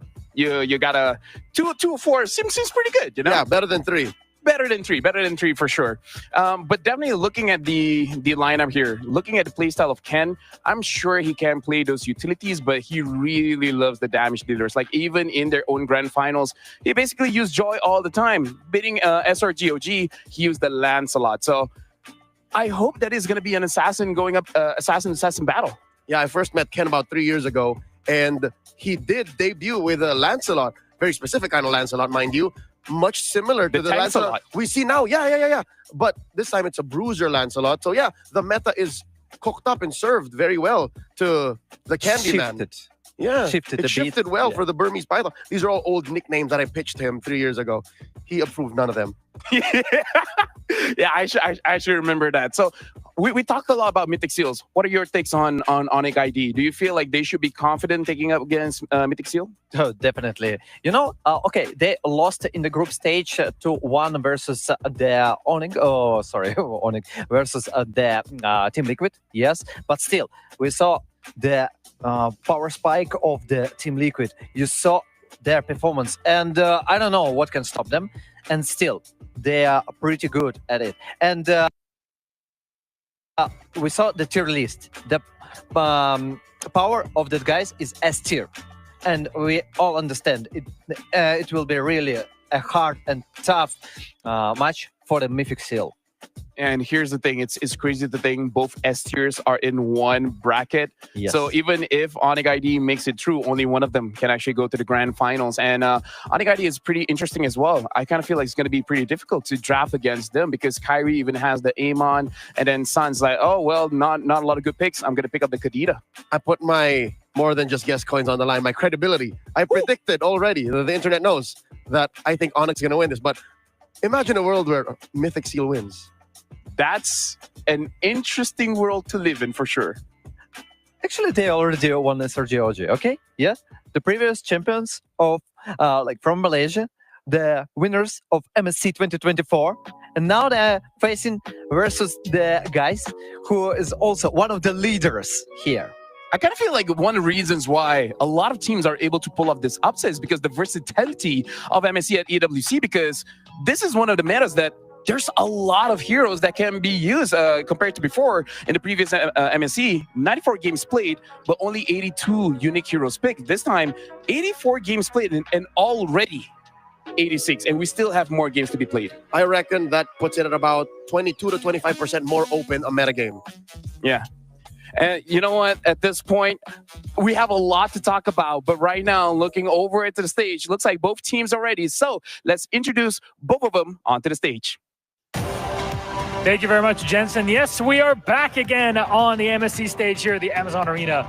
And we have to continue with our matches. Our first game, though, let's be honest, Rose, Team Liquid wiped the floor with Aurora. It was not pretty. It was not. I don't know how to say this, but, you know, if anything, Filipino Pride is definitely working today on TL. Oh, wow, Milosh. Damn, Filipino Pride from Milosh. Now, over at the backstage just now, I was going through some stuff with him, and I was like, looks like TL will actually win this cleanly. And he's like, yeah, let's go, TL. Pretty much. I mean, look, if you've been a long-time esports supporter, esports viewer, Team Liquid says a lot to you, right, as a viewer. And coming into here, it's always good to anchor myself as an outsider, not just with organizations that I know of, but of course, having Rose by my side, explaining things to my weak mind and soul as we go through our day. Okay, now, we want to have fun, right? Yeah. I'm pretty sure Milosh has been having fun. I've been having fun. But there's no better way to make our last match of the day fun other than having both of our teams up on stage. I certainly hope so, because otherwise we wouldn't have a game, right, Rose? Well, we do have one. Let's bring our teams up on stage, starting off with Mythic Seal. The MSL champions are eager for their international main stage appearance. They came on first during our Olympic walkout, and here they're ready to play. From dark horses to contenders, from underdogs to giant slayers, they've mastered the art of flipping the script regardless of who is up against them. Zippy and Ken, though, still feel a bit of the sting of that M4 loss, and today they look to settle the score against the opponents on the MSC stage. Speaking about their opponents, we have the Sky Kings from Indonesia. Let us call on up Onyx Indonesia. Thrown into the lower bracket of the group stages, bit by bit, Onyx is building their momentum with their eyes set on the grand finals, ready to assert dominance on whoever comes their way. But can Onyx keep their championship dream alive and win the team's third MSC championship? This is going to be a great one, no matter how you cut it, heroes. So please, gentlemen, Mythic, Onyx, you may head to your seats, place your keys, and get ready for your matchup. Okay, Milosh, after watching such a one-sided clean sweep first match, what are your expectations leading on to the second match? I hope we at least get 4 out of the 5. More entertainment. Okay, you think it's going to be a 3-1? Hell yeah. Okay, there's only one way to find out, and that is showing it to the Land of Dawn. Let's go start our second match of the day. Thank you very much, Rose and Milosh. And yeah, honestly, if there's at least 4 games, that'll be interesting. Yo, is it just me or did Milosh not say who he was rooting for? Who did he say was going to win in 4? Hey, maybe he has a curse as well. Not going to say. So At this point, I'm afraid to ask Destroyer. He said full games and it was a sweep. Yeah, let's not. Yeah, that's why I said maybe I cursed that. Yeah, you know, sometimes it's good to keep your opinions to yourself, right? Yeah, let's not. Yeah. Thank you, boys. Thank you, guys, for the support. How's your day? You're having a good day? Yeah, actually, yeah. I'm All here right. with you. All right. We'll see how that goes. But yeah, looking at the matchup here, Onyx ID going up against Mythic Seal. And I kind of feel like there's still a good chance just because Mythic Seal was able to take down SRGOG. I don't think Onyx ID will disrespect it because, again, this is a single elimination match, right? If you lose, you go home. The real question is, I kind of feel like between both teams, maybe Onyx ID has a more dynamic draft compared to Mythic Seal because, if possible, they want a damage dealer on Nico as well as Ken. That exactly is the right word. I don't know. Did you just look at my notes? Because Onyx ID, they have a dynamic draft. They like to interact with their opponents. Coach Yeb, Coach Adi, they like to steal picks and goad their opponents into the rope-a-dope. All right, we're going to leave this open for red 4, for blue 4-5. Are you going to take it? If not, we're going to steal it. We're going to ban it. That's exactly what they're going to do. And I'm looking at their priority bans, and I'm looking at Mythic Seal's priority picks. There's a lot of overlap there, not in the parallel, but in the diagonal, in the contradicting sides of the draft. I think that Matixil, they won't make the decisions like the Aurora made. So we saw in the previous game, in the previous series, when they were trying to let jungler to pick last. No, I think they should make the priority for the mid lane and for the jungle. So maybe instantly just pick for Ken. Go for it. Yeah, honestly, the jungle is definitely something that I really want to look out for because we even saw the previous content piece. The Kings of the Jungle. Kyrie has been here for years. There's a lot of discussion for him being the face of MLBB. So this is going to be very difficult for Ken, where, again, he's an amazing jungler, but it's gotten to the point where some people might see him as predictable because they know his jungle path. They know how to stop him in his rotations. But now, talking about Kyrie, we got a quote coming in from him. He said, "For now, I don't think Ken can be called a king of the jungle just yet. He hasn't proven himself on the international stage. And in this matchup, I think it will be a sweep for us, just like in M4. Kyrie is alluding to the last time he and Ken faced off. Kyrie was then playing for Onyx ID, and Ken was still under the banner of Falcon Esports. And those are cold words from Kyrie, man. But here's the thing. Destroyer, he was like you. He was speaking the truth. Yeah, we chose the same language actually for us. Pretty universal. Yeah, and I totally agree with Kyrie. You need to prove yourself. Before you go to the Kings, you need to show that, yes, I'm ready. Yeah, coming back to Aurora and Team Liquid, sorry, I need to do it. We saw the stomping. If Ken shows, okay, guys, I'm confident with playing versus Kyrie, and we can beat them. We can beat the Onyx Indonesia. Yes, then here's the king. The scary thing about Onyx ID, though, it's not just Kyrie, right? It's not just Kyrie, is it? Yeah. It's Suns, it's Savero, even Loopy has his moments. Key boy with the set. So this is really going to be a test for every single member of Mythic Seal. I'm really looking at Nico. Nico used to be a jungler, now becoming a mid laner. And people do compare him to Sans in a way that high mechanics and likes those recalls, likes those emotes, likes to get into the face of the opponent. So this is going to be interesting to see how both very confident mid laners interact with each other. And this is the exact opposite for the gold lane. You're looking at Zippy, formerly known as Zip X. He's the boisterous one. He's the loud one. While Savero's just, I'll quietly work on my lane. I'll let my actions speak louder than words. Yeah, but now we're starting to draft here. Mythic Seal is going to be first pick. Onyx ID on the second pick. Looks like the Fanny, the Jushin as well. CC has been banned out by Mythic Seal. Onyx banning out the Yisun Shin, the Lancelot, as well as the 1-1. Really respecting Ken's favorite pick, that Lancelot. And you know, one thing I want to mention, meta shift happens during the MSC. We didn't see Uranus. You know, Uranus just, they skip previous games. And what do you think? Will it appear or not? Well, looks like Boxia is going to be first pick here. Uranus is pretty strong in winning on his own lane, but unfortunately, just like all strong heroes, they have the counters. Mythic Seal early picking this Boxia. I just hope it doesn't go into the hands of Ken, because you're already good at assassins. I don't think you should change that going up against Onyx ID. But here's the thing. What assassins are going to be left after the second phase of banning? Will the Hayabusa make it through? Hayabusa, Joy. Yeah, Joy. Those are the only ones left. Let's see if Onyx will let it through. They pick up the Moskov, put it in the hands of Savero, and then they have the Phoveus. I think this draft is going very well for Onyx to start. And I kind of feel this is also taking away from Zippy, because honestly, Zippy, in my eyes, has improved the most from Mythic Seal, where he's reliably carrying the team. So I kind of feel like this Moskov is taking it away from him. Now with the Phoveus, that does cause a lot of problems. A lot of the assassins really don't like this hero. But you can take to Granger. Every time, okay, you got still, but still you can take another priority picks for the gold lane. And Granger, one of them. Good win rate, yes, 1 month, like 99% bans, but still you can go for it. And here, Granger picked up as well as the Lapu Lapu. Now, fun fact, this is what we've been saying. With Ken and Super Ken out, Ken is now the last Ken standing. That's 100% correct, but I do hope he does not allow for this to be his moniker. He shut me down for years. I gave him so many options, and now he's going to take the last Ken standing? I agree. That shouldn't be it. Yeah. That shouldn't be it. We'll workshop it, Ken. We'll get to it. It's been years. It's been years. Onyx, they have one more pick here. Still no choice for Kyrie nor this young man here, the MVP of MSC 2023, Keyboy. They lock it in. Oh, Kyrie gets the Haya, so they go ban the Joy. They ban the AA-Mon. Like, So what, forcing Ken on something like a Ling?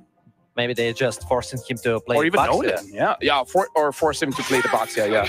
Yeah, and Angela. Okay, so there's the band. They decided to remove the additional healing and sustainability. yeah. A Ling has only played once in MSC in the hands of Influence Rage, and that's it. It was a nice one, baby, too. It had the Angela with it, so I don't know. Is Mythic really that desperate to put an assassin on Ken? Because I think they can make this Baksha work. Yeah. I mean, like, I don't doubt his abilities, but for me, it's just changing a little bit too much. As well as Nico, I wonder what his pick is going to be, because one of his favorite picks is definitely the Jushin, but if the Jushin is not available, I'm looking at Valentina. Other than that, maybe the Kadita. And looking at the draft, actually, it's not a bad game for the Kadita for you to pick up, just making sure that you can deal with the focus. Yeah, Mythic has been successful with the Kadita. They can make that work. Find the Moskov, blow it up. Onyx is going to expose definitely some of their cores here, even in Red 4. So Mythic can close up with the Kadita. I don't mind that. Also, you can take Parson, still available. And there's options also in the jungle. Still, it's a flexible pick for the Mythic Seal. Yes, if we speak about Baksha, you can go the Assassin. You can still go with Joy, because Onyx Indonesia decided not to ban this hero. So Kimmy is taken out here. Mythic Seal, they got one more ban. Might this be another roamer? This is dangerous grounds they're going into, because they might choke themselves out. We don't know if this Baksha is a roamer too. Tail's been itching for a real This is a Kalia. I can't believe that Kalia went this far. So now looking at a draft here, if we're just assuming, it does look like they're both having the same roles. We got the EXP, we got the golds, and if the Baxia goes jungle, we have both sides same as jungle. So both don't have a roamer as well as the mid. The mid is for sure. We still don't have any. So Onyx, they have priority here. But the thing is, as strong as the Farsa is, it's not without the counters, right? Because Mythic Seal, they could pick up 3 to 4 different heroes that can deal with the Farsa. What do you think about Gacha for Onyx? The power of Leo. I feel like it's fair. But it looks like they're picking up the Badang instead, making it so that any kind of front lines, the Lapu as well as the Baxia, can potentially be countered. Yeah, because Mythic Seal have exposed their hand. This is a front-to-back lineup, and the Badang is one of the best at answering such. Doesn't even matter what you put in mid. The Moskov alone can kind of stomp through and make that spear of misery work with the walls that the Badang puts up. So it's a little wombo combo Onyx has worked out into this draft. Mythic Seal, now we have to see what Nico picks. And we have to see what Ken eventually ends up with. It's here. It ends now. The mystery. And I think they should make... Okay, it's Selena and Joy. So they decided like this. But I don't like the Joy versus Badang. Yeah. But the thing is, this is like one of his signatures, because I feel like Ken is one of those players that you can pick 5 counters and I'll still pick this hero up. But again, very interesting here, because I would say Granger, Lapu, Selena, as well as Joy is very micro-centric. Going up against Onyx ID, that is going to be very interesting. But now we're talking about the Kadita. It looks like Sans is the one that's going to take up the Kadita. And if I'm the Baxia, I'll be slightly afraid. Yep. There's nothing you can do to protect your softies from that Kadita. 3 solid targets. The Grangers, the Selena, the Joy. Like, they go poof if Sans finds them. But from the other side, from the other perspective, Mythic Seal got a lot of power spike. I mean, they got a lot of opportunity even to poke their opponents and to begin the fight with the much more HP. Thank you very much, Destroy, as well as Leo. Now I got to throw it over to our casters, Trax, as well as Mirko. It's your time to shine. Still here, ready to shine. This is the second series of the quarterfinals. Onyx going up against Mythic Seals, game number 1 in a best of 5. Mirko, how are we feeling? All right, feeling great as usual. We're going to get straight into the land of Dawn for this one. Kadita, last pick for Suns. Another signature pick coming through. And I gotta say, I really like the fact that Onyx really just denied that Joy without really denying it. They picked 3 counters for it before we got to see it. It's almost like they knew it was coming. I mean, so far, It's almost like Ken only played 2 heroes in the group stage. Exactly. Oh, man. I think he did, actually. We saw him pick this hero 3 times in a row in their first series, and after that, it was nothing but Lancelot. And this is something that's been on a lot of our minds coming into the series. Are we going to see Ken play something else? They did pick up the Basha up front. I was kind of on board for that, running the Basha jungle. But Mythic Seal tried to kind of pull a cheeky play. Don't know if it's going to work out, though. I mean, last series we saw 3-0. I'm hoping we don't see that again. Yeah. But Mythic Seal definitely has to come into this game ready for what Onic ID has to bring. Yes, they took a loss in group stage, but it was 2 TLPH. That's true. Let's take a look at the emblem builds right now. Does seem like everything is pretty normal. Season Hunter for the swing into 2. Keyboy looking for a play there to try to take the XP crab. But yeah, nothing too crazy. I guess pull yourself together for Sans, for the Petrify, Festival of Blood, and Thrill. So a bit more sustain to play with for Lutpi, and I guess Concussive Blast. So it's not the normal like Brace Mine I think you would go for Phobias. This is more of like, I want Prio in lane. I want to just clear it and help my team ASAP. And taking a look at both gold laners as well. Nobody takes any, no tenacities, nothing like that. Sometimes we do see that pop up in the gold lane if you want to be super aggressive, but these guys are going to take full damage, ready to go. Now, so far today, we have seen the Granger winning out against the Moskov, but Onic ID, they know their pace. They know what they want to do. They want to take this slow, let some of those items block in, make sure you get the Hunter Strike on Kyrie, but Turtle is coming up. Yeah. Oh, steal from Kai! In and out, super clean quad shadow and a red tree. Look, he seems like he wants to go for more. Does have those Infinite Pursuit stacks. Will jump in again as Keyboy gets a punch and cancel out of Shield Unity. Revitalize coming down, but Sans will go for the Breath of the Ocean and the Rough Wave to pick up first blood. Now the Bravest Fighter from Kun! A full dive to the back as Keyboy pops in Fist Crack, but it won't be able to get him to safety. Shadow kill to the back. Kun taken down 2 as Ken walks in and whoa, solo! Up top, Severo getting taken out by Zippy. Okay, this is a good start. I mean, we know we're in for some action here. 2.5 minutes in, and there's already 5 kills on the board. Let's take a look at the replay real quick. Kyrie, I mean, this is a millisecond of timing, and being able to time it well right when you need to steal that turtle is huge. Up at the top side, though, Zippy in a little bit of trouble, will be able to get away, but Mythic Seal, first 3 minutes in, they have the gold lead. It's not huge, it's negligible, but still, it is something. Wait, Keyboy wants to go for the solo kill. Here has the flicker! Fist Crack, and he gets the kill on Zippy. Will be traded back here, and it will be Ken who gets the kill. So in the end, I'd say it's worth it for Mythic Seal. They get a kill on Ken on a signature pick of his. Yeah, I mean, definitely, I think, oh my God, this doesn't stop right now. They don't want you to talk, bro. They don't want anyone to talk. They're just going in. It's 4-4. I think, yeah, Mythic Seal kind of gets the win on that. They get a kill for Ken. It's gold laner for gold laner, but they get the trade with Keyboy in the end as well. Yes, Onic ID getting the kill into the gold lane does at least even things out between Severo and Zippy, which is huge, especially since Severo is going to take a bit longer to come online. So, I mean, still, we're sitting at a standstill. Second turtle coming up. Did you think we'd be at 8 kills this early? No. I expected both teams to play it a bit more clinical here in game 1. But so far, it does seem like, well, Onic just want to brawl it out, and Mythic Seal oblige as well. Up top, it's going to be the Moskov, just holding it in. Boye, looking for an angle. Keyboy in the bush, goes in on Kun with a Fist Crack 2. That's going to be the Missile Arrow landing in the back with the Breath of the Ocean, and the Rough Waves lands. It'll be a first kill over to Onic. Kai with a jump, now with a Shadow kill as well, over to Zippy. It's going to be another jump with a Dark Wave, but Lippy misses it out. Now to die with a Petrify. Severo going for free hits. Boye getting the double.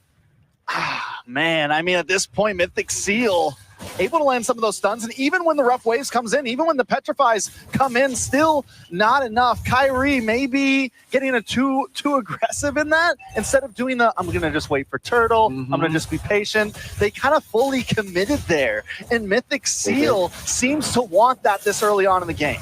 Bravest Spider, the Missile Arrow landing too.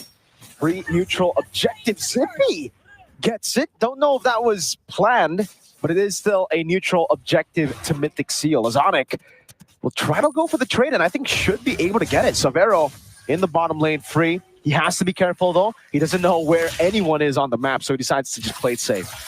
All right, so at this point, Mythic Seal, with the lead they have and the pace they have, I think they could really, this might be a time for them to push the gas a little bit. They have Kun 0, 2, and 3, but he is at least rotating, able to get involved in these fights. Zippy as well, starting to do more damage. And then having Nico who can just kind of keep Onic ID at bay, keep them guessing with these Abyssal arrows, that's what you get out of the Selena. You get this constant poke, this constant kind of keeping you on your toes, keeping you constantly having to move in these team fights. It just adds a layer of forcing the other team to be a bit more micro-mechanic based and kind of gets in their head overall. And this is what we see from the Selena so much. So Mythic Seal feeling good about themselves. Really good stuff from Mythic Seal. And again, it really does seem like for Mythic Seal, their only win con in the group stage has been through winning out in the mid to late. Ken taking down the bottom lane. And with that being said, it is what we've been expecting. Mythic Seal want to just try to survive this early game, but so far they've actually won out the early game. It'd be good for them. A few of those brawls coming in to help them get that lead. But Onic, really, when it comes to those pickoffs, have been quite clean. They've gotten 2 kills on Ken now. Yeah, one of the problems that Ken's going to have here is when you're the Joy, you kind of want to go solo. You want to try to farm the XP lane here and there. You want to hit those off lanes. But when you have a Hayabusa on the opposing team, you have a major threat, and it's very easy for you to get caught off and taken out. So it kind of forces you to play a little bit different. Ooh. Was that the steal? It is a steal from Sans. Pops in the rough waves. Perfect timing, gets the Breath of the Ocean, a turret down below with minions, and a turret up top. All of a sudden, the game has just been turned around. In the words of Leo, that's what you call Grand Theft Purple. Oh, yeah. Just stealing it right from under their nose. Nice stun, though, on to Loopy.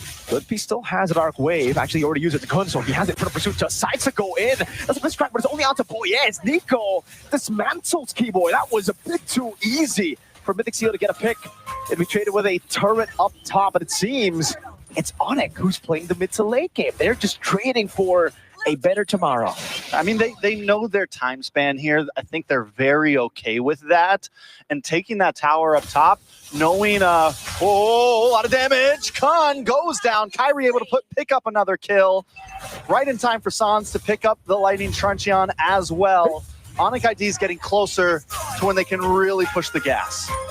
But when they do get to that point, I think Mythic Seal will be at a similar point to it. It also kind of matches to Mythic Seal's win con. It comes down to a 50-50 battle. Right now, it's Zippy who's holding the gold lead over Savero. But that will change with Savero constantly getting the side lanes alone. Abyssal Arrow won't land. A big BOD with a Hunter Strike there. We're very close to Ken getting the Holy Crystal too, and that's the power spike that we're waiting for. Sans just continues to put in pressure into the jungle. Yeah, I mean, at this point, back to Ken, talking about the Holy Crystal, even when he gets it, it's still hard to find targets. I feel like it's mainly Savero. It's going to be hard to get Sans. At any point, he can just dip down into the water, get away, be able to escape, or get the Petrify. Do you really want to jump on to Sans when it's a possible threat? So Ken, majorly coming into these fights, it's going to be about how he approaches them, how he approaches these objectives, maybe be patient with them, and let the rest of your team take the brunt of these fights. It's a slow game right now. We got to see the pace of these two teams in the early game, but it does seem like both teams have slowed it way down. Onic know they have multiple angles to attack from the side. Mythic Seal have been dealing with that instead of looking for those big fights that they happen in the early game. And so far, it does mean that Onic have the advantage. They were able to get a tier 2 up top in terms of structures, but Mythic Seal, they do seem to still have that strong hold onto big neutral objective fights, just with Kun. He's 0-3 and 4. He's 0-3. The KDA doesn't really do it justice, but his impact in fights has been phenomenal, just opening up so much space for everyone. Nico, Ken, and Zippy to get those free shots in. And not only that, Nico also opening the map with these traps, keeping vision. As everyone else went up to the top lane, you can see Nico on the mini map, down by the Lord, placing some traps, trying to keep tabs on whether Onic ID wants to rush this, how they're going to get position over the Lord. And this gives Mythic Seal free roam of coming down the river. They don't have to take long routes because of this vision. They can kind of objectively move around the map in a much easier fashion. And Onic ID, though, they know it. Even their position on the map, you can see that they're not trying to push too far. They're still taking things slow. They want to get Savero where he needs to get. And at this point, those spikes have kind of come in. Those second, third items are locking in third items around the map. There you go. Trinity almost fully there for Savero. Just a little bit more to go. Hunter Strike, BOD. into endless battle soon for the side of Kyrie as well. Taking a look at the other side, we do finally have Holy Crystal. And look at Ken to Kyrie. A pretty decent gold deficit. Yeah. Ken taking a bit longer. Could be one of the reasons why we haven't seen him really pop off yet.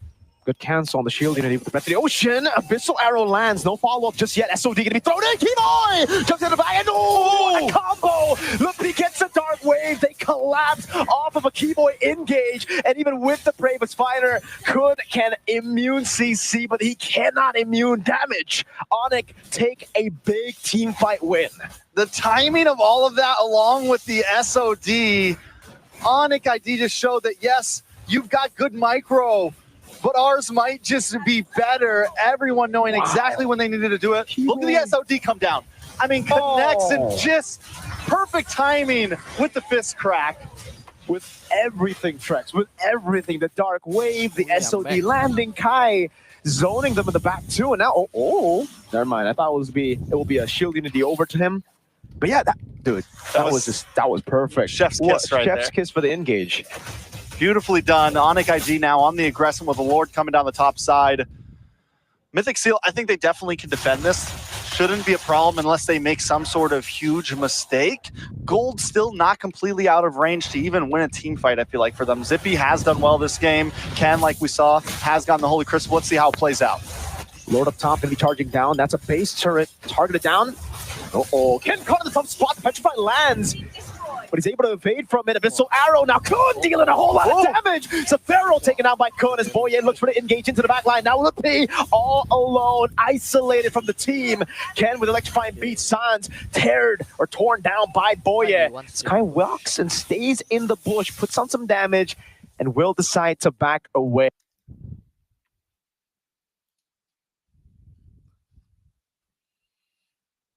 Okay, Onyx might have just thrown.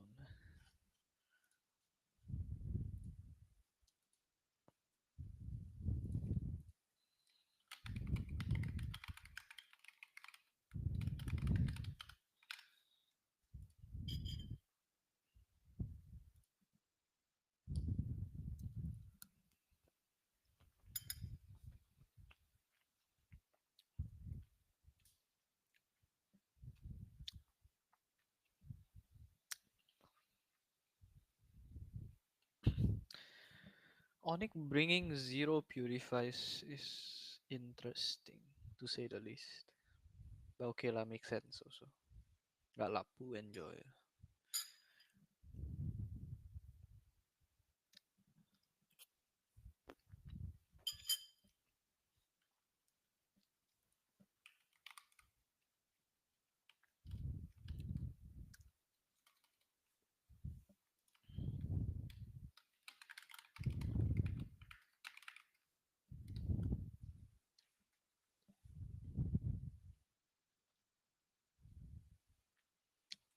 What comment? I mean, I can, but hello, Benjamin.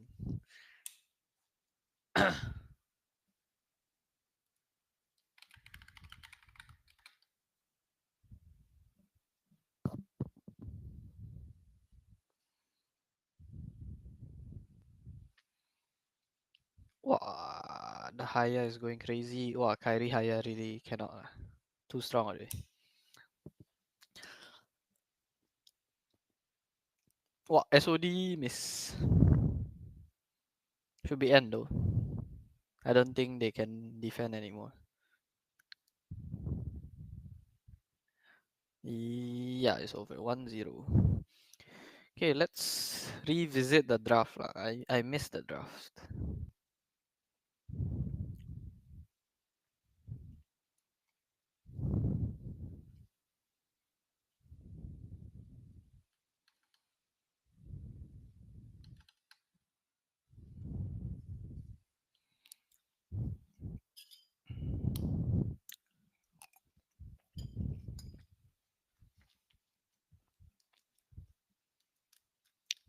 Baxia first pick.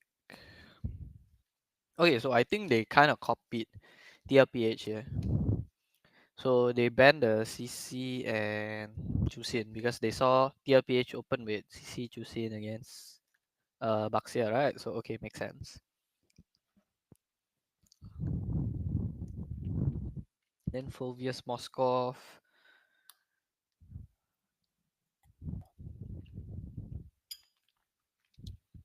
Surprising with the very early Moskov pick though.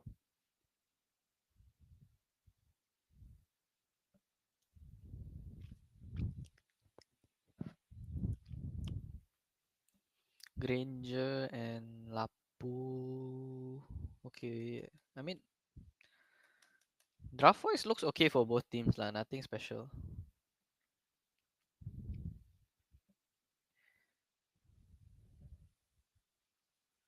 Yeah, so no fancy picks or anything.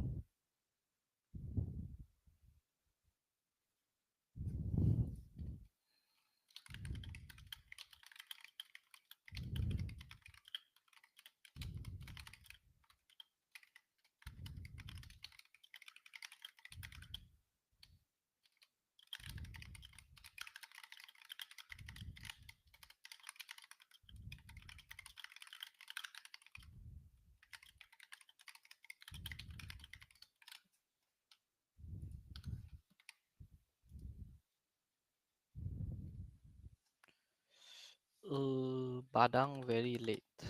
Actually, I don't really understand this Badang pick. Okay, yeah, here's the mistake, I guess. Yeah, this Joy pick very bad lah. Cause why gets countered by Moskov. Actually, Moskov is okay lah. Gets countered by Fovius, gets countered by Badang, and Moskov is. I wouldn't say you get countered by Moskov, but Moskov is not an easy marksman to kill. Then Haya 1v1 also, you're at a disadvantage. So not the best pick lah. I know Ken's an assassin player, but I think playing the Baxia here would be fine. The Selena, okay, Baxia Selena makes sense. It's a well-known combo. So essentially, what you do, whoever the Baxia bangs, right, they'll just throw the Selena arrow straight at the guy. So this one okay, but this Joy really hard lah. I don't really know what this Joy is for.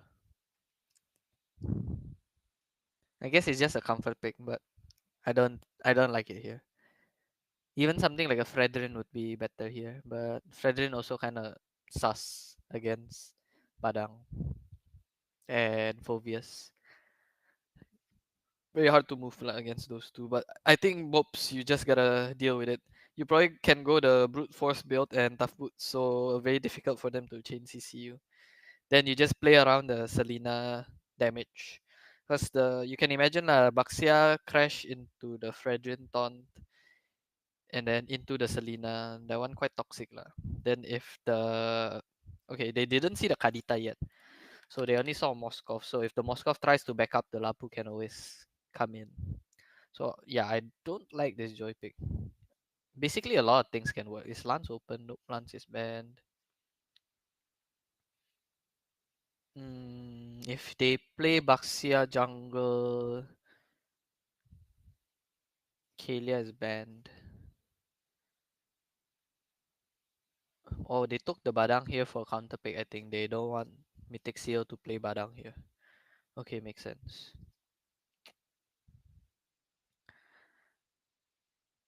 Yeah, I think nothing much open, but oh, even Mathilda can work. Yeah, Mathilda is open.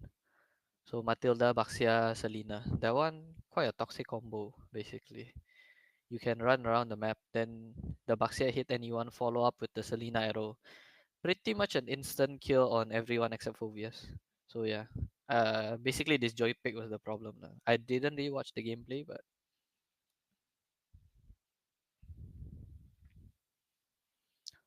nothing much to be said. But okay, this brute force, right? Why this keyboy make brute force very early?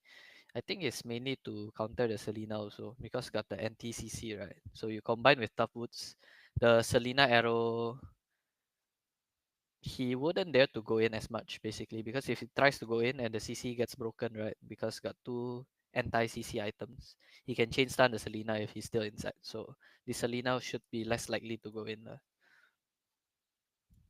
Okay.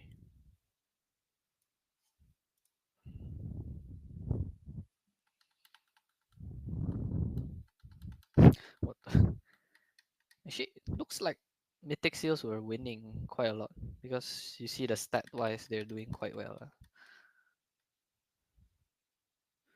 So yeah, if no one has anything, I'll just wait for the next game to start. I'll play the audio again. Yes, they're both making us to watch it and to check what happened here, what happened there, and who's gonna win. Unpredictable. You know what? The next MLBB event, we should really get a boot to sponsor us because, hey, a lot of stomps are going on. Maybe even broom companies, sweeps. But either ways, in this one, I'm really, I'm not even gonna say it.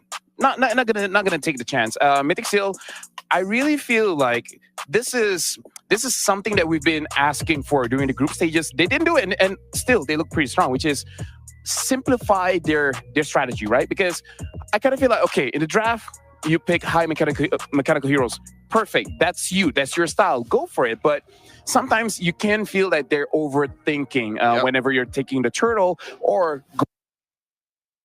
going for the side lanes. I kind of feel like they need some kind of simple game plan that, even without thinking, they could execute it. Even Keyboy said, yo, slow your roll, son. Yeah. Slow your roll. Maybe keep the mechanically demanding heroes to a 3 or 4 piece, and then have one that just holds it down. Have a hero that just says, no matter what happens, I can seal, I can close things up. I think what they need is a finisher. What they need is a cleaner. So that's why I was so adamant with Ken picking up the Baksha. Because everyone else can, run around, play around, but if Ken can say, we're playing for macro, gentlemen, hold it down, then they can recover. And now for you guys at home, the Metro Zero train is arriving at the MLBB battlefield with a stunning new series of skins. But visual wonders await as the cyberpunk meets traditional culture. Make sure you guys grab the Metro Zero skins when they're available. Those kind of trains don't go choo-choo. I want one. They go vroom, vroom. Can you give me one Metro Zero skin? I mean, hey, move on. We gotta ask the bosses. And look at here. At least when we're looking at Onyx ID, they're still playful. They're not like, they understand. You don't have to be super stressed in this best of 5 series because it's a long stretch. I mean, if you're a game ahead, then you can play around like this. I don't know if the same with Coach Lin Daddy for Mythic Seal. You never should relax. Actually, you said you can be relaxed because you got 1 game ahead. Okay, but still, never forget about the reverse sweep. Never forget about that the Mythic Seal made a tough match for you. Yep. Even if the chances are low, it's never 0. Mythic Seal, first pick. Onyx ID, second pick. Still, roughly same bans. Betting out the Fanny, betting out the CC. And now Yeah, pretty standard bans. So Fanny is Kyrie, so obviously Fanny ban. So Mythic Seal here, they chose first pick again. Looks like they're going for the same opener. From the CC ban, looks like they want the Baxia again. If I'm not wrong, Onyx ban lands here. So I don't... Okay, so last game Mythic Seal ban Chusin, then this one was a Lancelot, I think. Don't know if the teams have the same thought process as before or not. Oh, they banned the Baxia. Okay, very interesting. So Lance is open, but now they can just ban the Lance. Unless they have something to fight the Lancelot. Alert lah, but... Okay, they just ban it. So now Mythic Seal got a lot of options. Not... Actually, there's nothing like super prio left. So this one is really up to Mythic Seal already. What you want to play?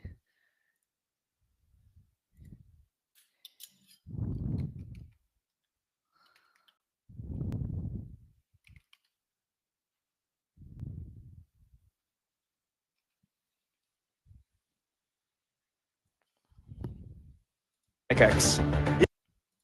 Phoveus closes off Arlot, so if you lock down Phoveus, then you can also kind of get Arlot. Oh, instead they go for a Kalia. Okay, so they go for Kalia first pick. Okay lah, that one okay. Doesn't reveal much about your strat yet.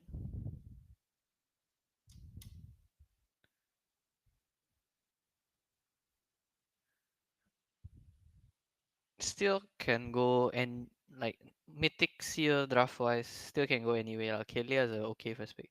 So Phobius just prio picking turtle heroes lah. Okay, so same opener for Otnik.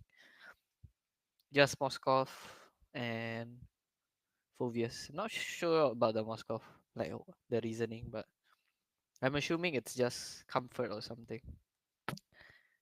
But not really. They didn't really play it much in the first few days. Maybe they have something planned for this playoffs.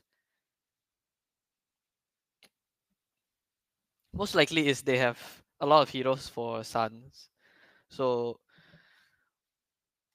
you take Lutpi's hero here and Severus, so you can flex Suns and Kyrie in this third pick and the last pick.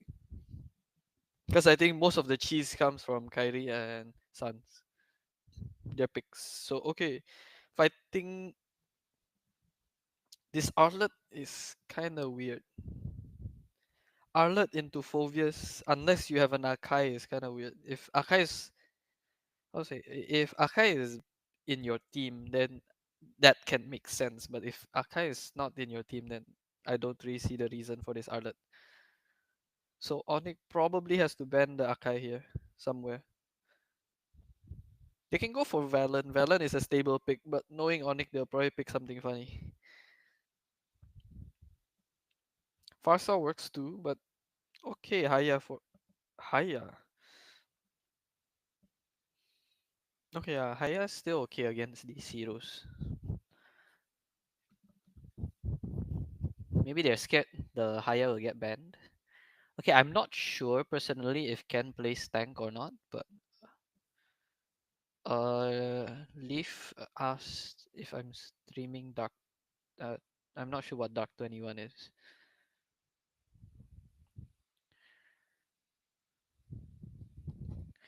But okay, so yeah, they need to ban the tank junglers basically. I'm not sure if Ken plays it or not, but he should, I guess. I think they really need to ban Akai here, especially if they ban Valen. If they don't ban Valen, but okay, as Mythic Seal, you shouldn't ban Valen. You should only ban Valen in the last ban. So you can ban something else here. Yeah, Chusin works. See, Chusin is a better pick for Mythic Seal than Onyx, I feel.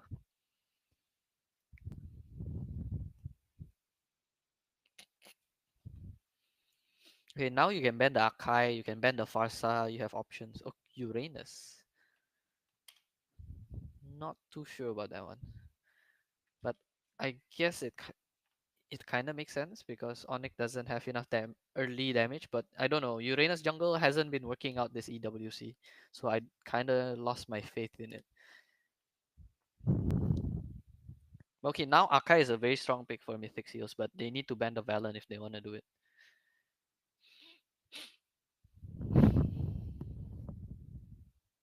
So maybe Onyx Onyx kind of need a front line from Keyboy here. Akai kind of fits that picture. So maybe the reason they didn't ban the Akai is because they want to take it here, but let's see. But they definitely need a front line for Onyx side.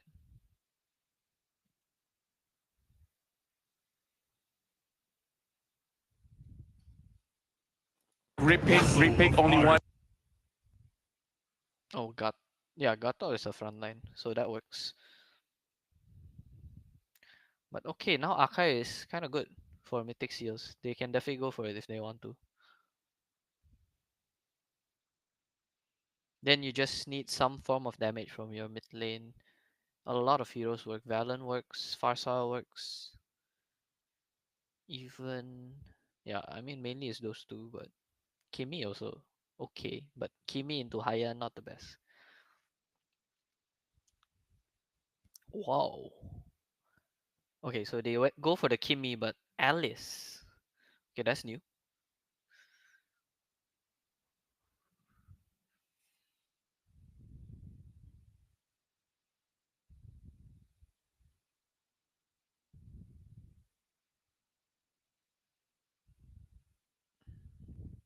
Okay, in response to that, Onyx has Sans hero left. Are they gonna pick something funny here or go for something stable? I mean, the standard Lunox, Alice counter is Lunox, but I don't think it's a good Lunox game here. There's Arlet and Kalia. Should be hard to play Lunox. So probably go for something stable. Valen works, Farsa works. Eve. Ooh, I don't know about that one. Ooh. Okay, draft wise, I like Mythic Seal's draft more here, but it relies more on the Alice being able to hold on for a while because the early game, I think she needs help, but after a certain timing, I think this Alice should be able to pop off. Onyx doesn't really have that much burst, so definitely this Alice can do a lot of things. Okay, very interesting. Well, okay, I'm not too sure about that Alice. The Eve pick though.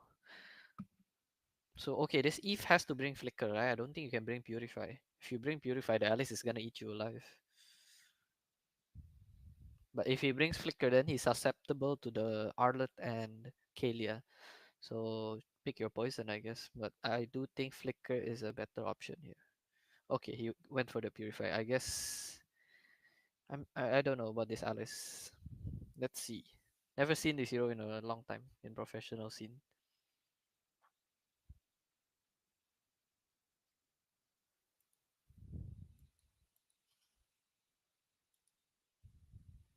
Pull this off though. Last game, even when Onyx was kind of behind, they still seemed very much in control with their hands on the wheel. I like the Eve pick, especially paired up. Faramis Estes. I would depend on what you're fighting, but it's not as good as it used to be. So definitely need to see the draft itself, but not as good as it used to be. I think last time it was quite good. You can pick it into a lot of things. It's still playable though. The Estes is still okay. It's just the Faram is not as good. Who picked up the Alice in the jungle without the help of Angela. So we got a glimpse of what this pick could be. And in that game, she was a monster. We also... This is also kind of a way to get resets on Vengeance. I mean, we also saw it a little bit in MPLPH. Coach Bonchan was drafting it for Aurora for a while and was drafting it and it ended up doing so well that it ended up getting banned. So this isn't something completely out of the realm. It's definitely a surprise pick, though. And I mean, yes, if it comes online, Kyrie's not going to be able to do too much against it. You have some... Okay, that stealing the, what do you call? EXP crap, they're quite big. Because now Suns will hit 4 very fast. I think they can just rush this turtle as Onyx because the Alice no blue buff. He started blue buff, so now I think they can just rush. You see Suns, hey, look, P all level 4. Yeah, this is a easy win for Onyx now, the fight. Yep. Mythic Seal should not even be taking that fight lah.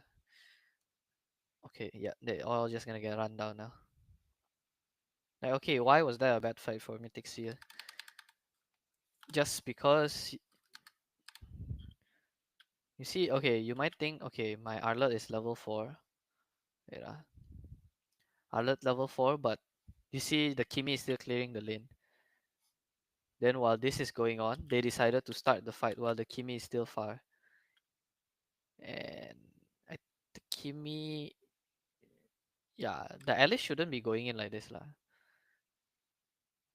Like the Alice shouldn't be jumping straight into a box like this.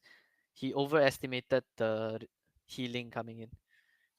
Yeah, they don't really know the win con. So I mean, it's not over for them, so it's fine. But yeah, now you see they're 2,000 gold behind, so they should just be chilling lah, honestly. But they decided to fight. I think the Alice lost his blue buff also right after that. Okay, as a jungler, right, especially a jungler that needs purple buff, never take a fight like this. Why? Because if you take a fight like this, right, then you lose the fight. You lose so many things. First of all, you die. Second of all, you lose the turtle, right? Then third, you're gonna lose your blue buff. Then you're gonna be like 2 to 3 levels behind after that. So as a jungle who really needs blue buff, right? Just take your blue buff first, lah.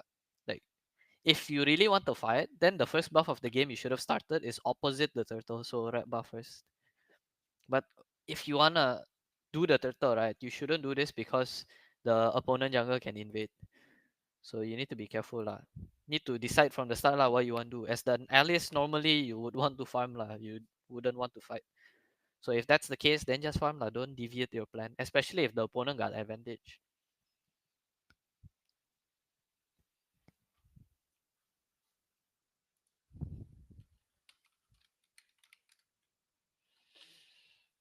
Not okay. Keyboy quite offset, but into the RWM though. So yeah, they look. Mythic Seal looks cooked lah. Well, that's a very big setup from Lutpi also. Yeah.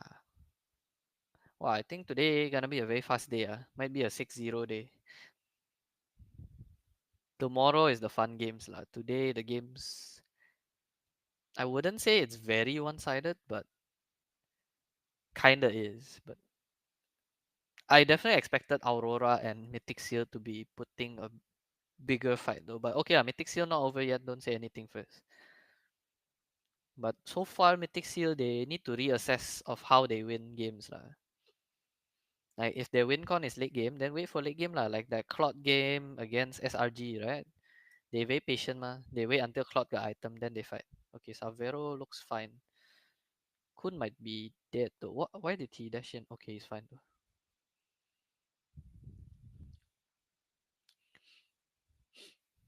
Okay, this bottom tower is free though. So okay, good trade coming from Mythic Seal. So yeah, when you're behind like this, right, you should try to trade objectives lah.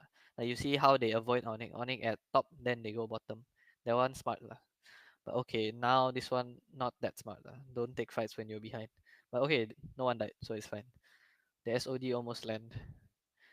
But blue buff should be gone lah. You 5k behind, don't try already lah. Oh, he got it though. Okay lah, then can try lo. Oh, Kyrie no retreat. Okay, okay, then can lah.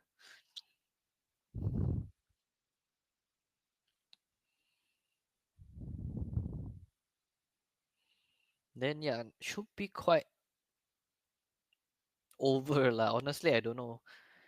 They shouldn't have taken those first few fights lah. Like you see how easily the lead can snowball just from that one fight in Turtle. Like all that started from the first fight at Turtle, just because they were impatient. Okay, Sky Piercer on the Granger, but thing is these fights. Okay, Keyboy go in like that. I think he's dead. He looks very dead. Yeah, I'm not so sure about that.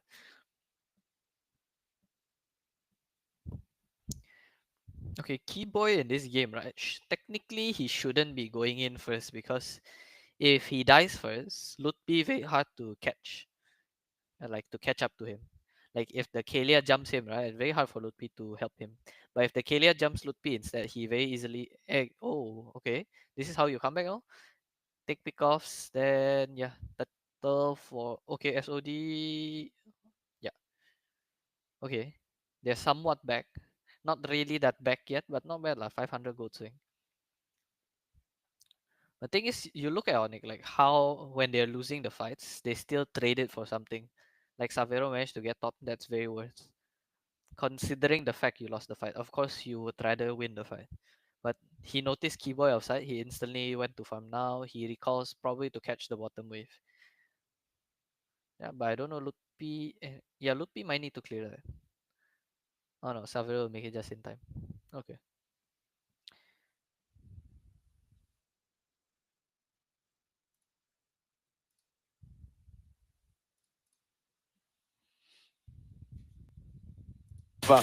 Sure, let's play the normal route. Let's play to just get space for Zippy and Nico. But at this point, Sans and Savero, if you let them hit for free, it might just sting a bit too much. You got to use your shield, put it off to the side real fast to keep the other swords at bay so that you can fight forward. They do lose that orange buff there. Hey. Look with the first pursuit. I think Kai caught as well, but he still is able to escape in the RWM lock. Managed to catch Kyrie, but he's not dead and can instantly got deleted. Yeah, I mean it's a rough game for Alice. When you're just behind as an Alice, you go in, you die instantly. And worst part is he does not have an Angela or Florin. So usually you pick this kind of Angela draft, got support one. Okay, Kyrie might die here. Okay, never mind. He's Kyrie.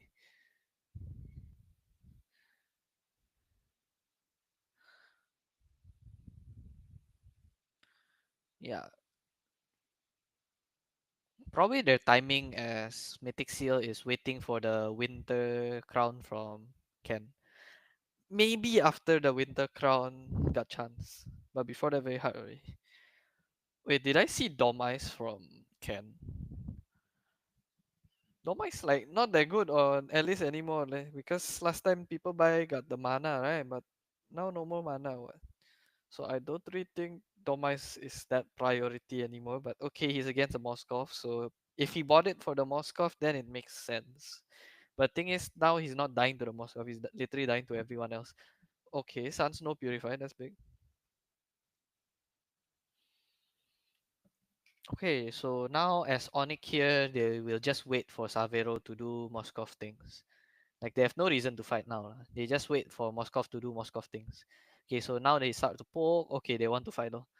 This one, if the SOD miss, they should lose the fight. Wait for the SOD. Okay, SOD hit. Savero, yep. Yeah, they should win already lah. The Alice stuck. Then Kyrie timed the shadow perfectly. Then yep, everyone is dead. I mean that's the thing with Onyx, right? It may not be the theoretically correct time to take a fight, but they'll take the fight anyways because they know they're better. Like they like to do these hard execution fights. I mean they're 6k ahead lah, shouldn't be scared to fight. So got point also. But this one, if the SOD miss, right, actually very scary lah. I think most PH teams won't take the fight there. I think Alice had to wait for mid game spike before they take any fight. Yeah lah. Actually, if Alice had blue buff, you wanted to try to take the fight, that was okay. But the thing is, Alice had no blue buff. Like they don't want to give objective for free also lah. That's probably the thought process. But then you don't have your blue buff, you got no items. Then your mage not level 4. Like all of it adds up. Then like obviously that's not the time to fight lah. But then they decide to fight anyways. But okay lah. During these kind of games, like we don't know the player nerves and everything. It gets to them lah. Like we can say very easily from here, but in the game itself, especially in international, the nerves everything will strike lah.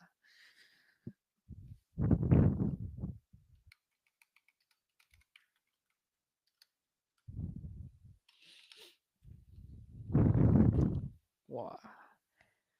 Wow, Sun's no Fury again. Okay, this what do you call? This Kimi not bad lah. Into the if can just keep forcing the Purify like that.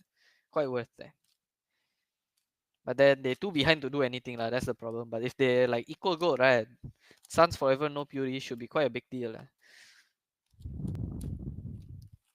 Okay, instant initiation, but the box like not on anyone eh. Oh my god, the lag. Yeah, this one looks bad for Onyx lah. The box didn't hit anything. Too far already. I think they should just back, wait for the Lord.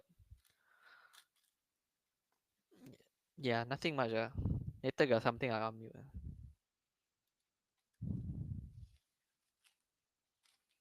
And they have to go back. I'm surprised there wasn't enough damage there from Kyrie even jumping in and the rest of the team along with Keyboy. Nobody goes down on the side of Mythic Seal in that defense.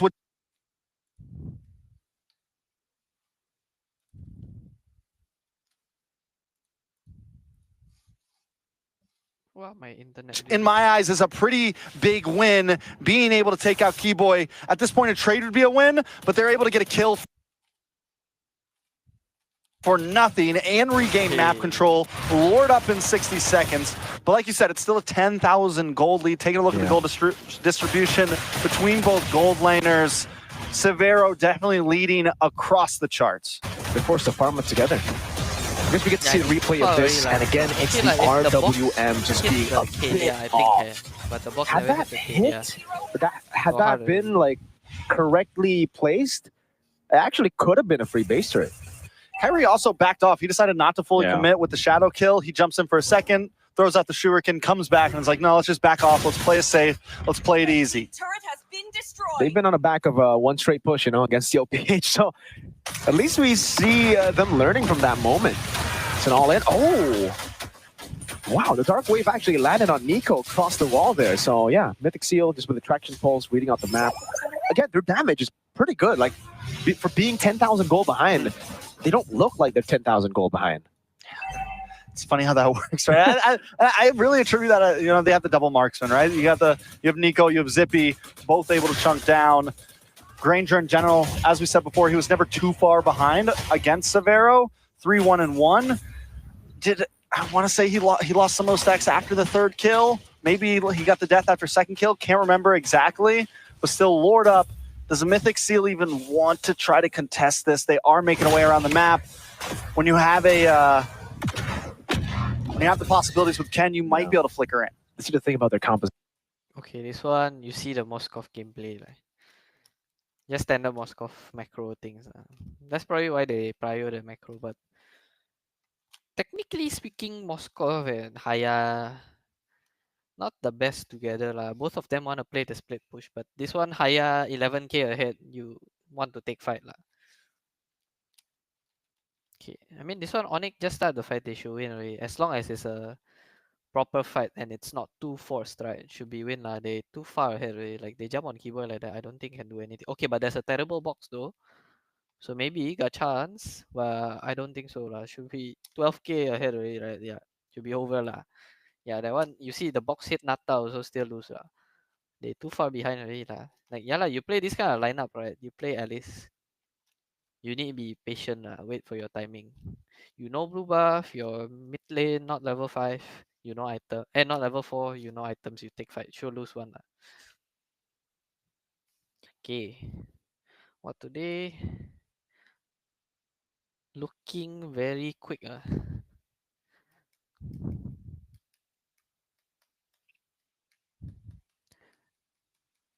But yeah lor. Like you notice, okay, like playoffs, right? These teams confirm prepare something one ah. Like, give you example. It's just the problem, right? To me, it's like Aurora and Mythic Seal didn't prepare one. Like what do I mean by that? It's not like they never train, they confirm train one lah. But you see, they always got this Chusin, right? TRPH Chusin. So game 1, their draft revolved around Lancelot. Okay. After that, everything Lancelot closed already. Then game 2, they ready. They prepare this Chusin CC.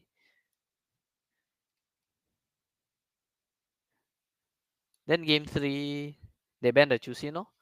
But they have something else ready. Then okay, we talk about Onyx ID.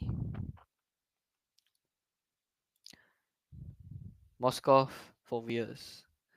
This one, Moskov, Phobias again. So they prepared this lah, basically, the Moskov and Phobias. What about it did they prepare? This one only Onyx knows lah, but from what I can see is, if they second pick, they don't care about their side lanes. Basically, they'll just put their side lanes on these two heroes. They know their side lane can play no matter what with these two heroes. Then they want to cheese pick Sans and what do you call? Kyrie's hero last. So actually against Onyx, right? I feel Onyx ID, you should never take first pick.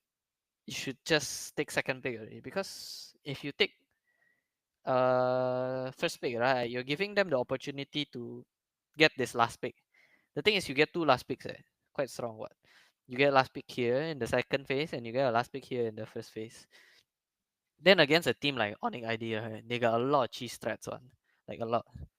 So you technically don't want to give them last pick lah. It's not also just about cheese threats lah. It's like their hero pool very big, so they can pick a lot of funny things in the last one lah. So it's better you get the last pick to react to the funny picks instead. I mean, this one they got funny pick, right? At least. I mean, they didn't need to react with Eve here also. Honestly, draft wise, if the game was equal, right, this Eve very hard to play one. It's just because they screwed up the early game. Then the gold deficit too big already. So end up the Eve also very easy play lah. Like you see the Kimi keep shooting the OT to the Eve's face, right? The Eve also forced forever to purify what. If it was an equal game, the Ken can jump in already, the Kun can swipe him, the Boye can OT him also. But just because they're 10k ahead already so early on, don't care already. You see the last fight, he completely whiffed his box also still win the fight what. Like I don't know. Like, if you want to pull out something like the Alice cheese pick, why not get the second pick? Why take first pick? That part is the first part. I don't understand. Then this one, they very desperate already, I think now. But this is definitely not how you try to come back a losing game. By initiating on the worst person you can initiate on. Because like Phobius, the worst person you can initiate on. Because first of all, you're 10k behind. So most likely, right, this guy won't die. But I assume he dies. Okay? They got Keyboy, they got Gatot. He'll just jump in the middle of everything. Then you're screwed already. What?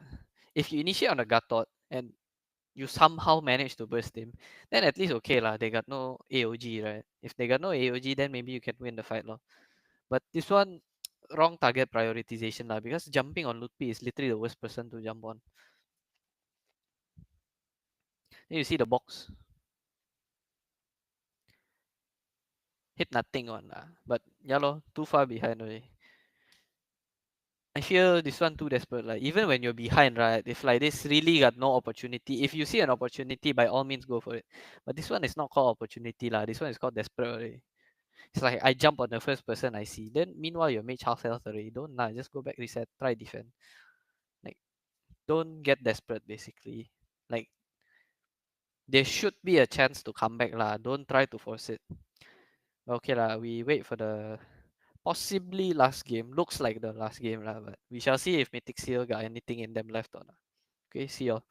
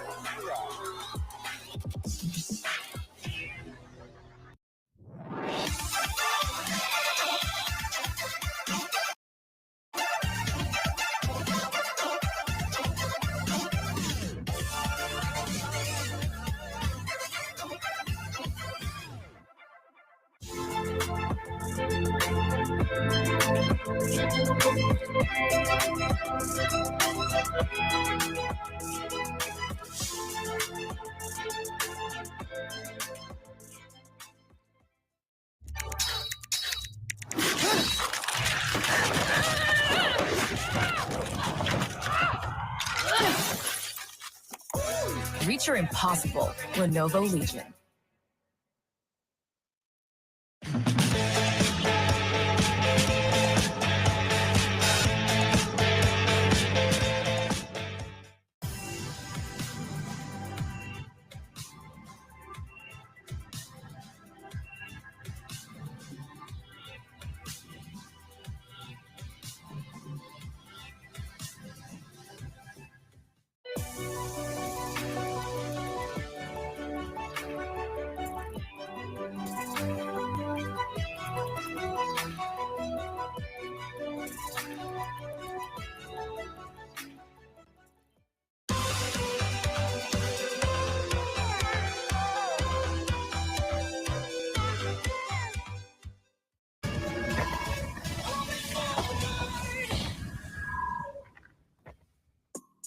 Welcome back, ladies and gentlemen. Right now, it is still match point for Onyx Indonesia going up against Mythic Seal.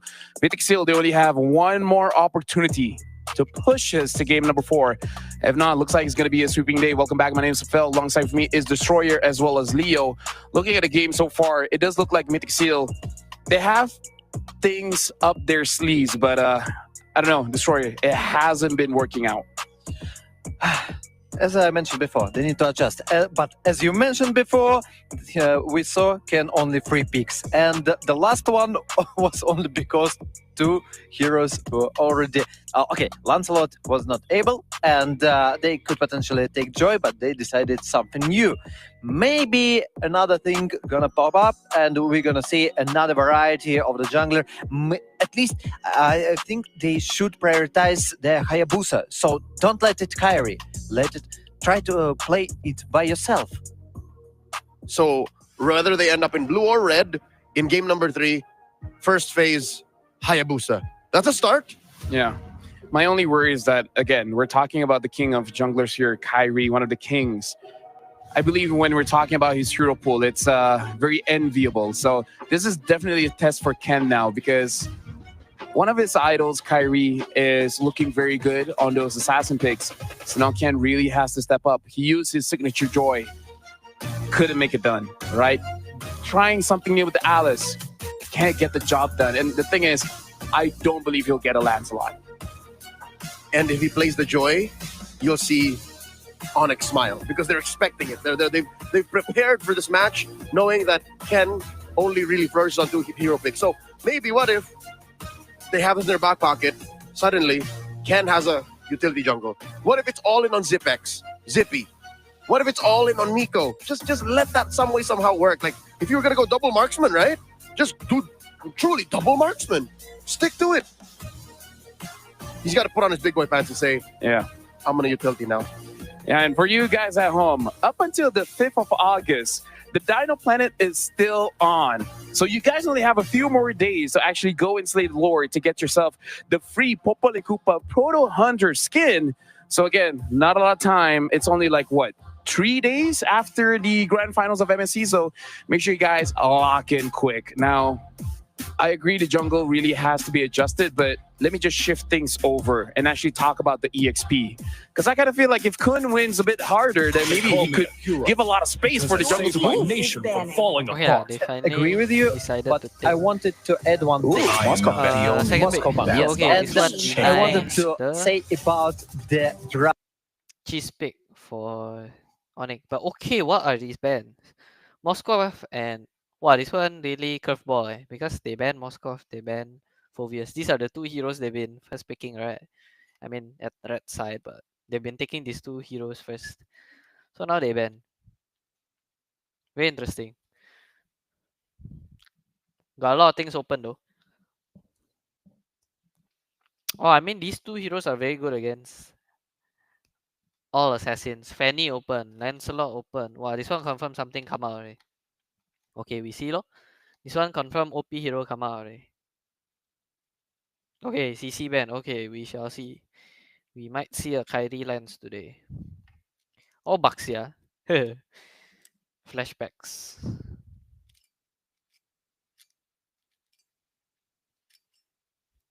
I mean, the ban CC should be to Baxia, right?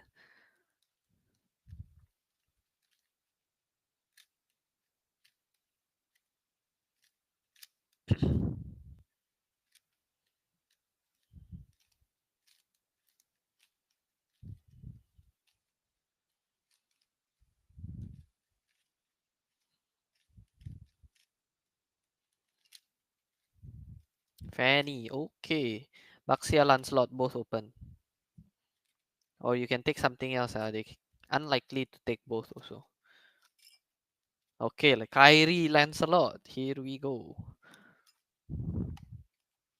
This one they've been hiding.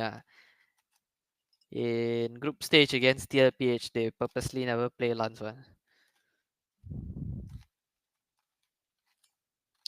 Okay, now the what is open. Arlet is open. I think as Mythic you need to take out the Arlet. Then Arlet +1. Usually it's probably Moskov, but they banned the Moskov, so good ban there, I guess. So Arlet. Thing is, I don't know if this can plays utility or not. I know he's known for assassins. Haven't seen him on utility in very long already. Okay, Arlet Chusin, that works.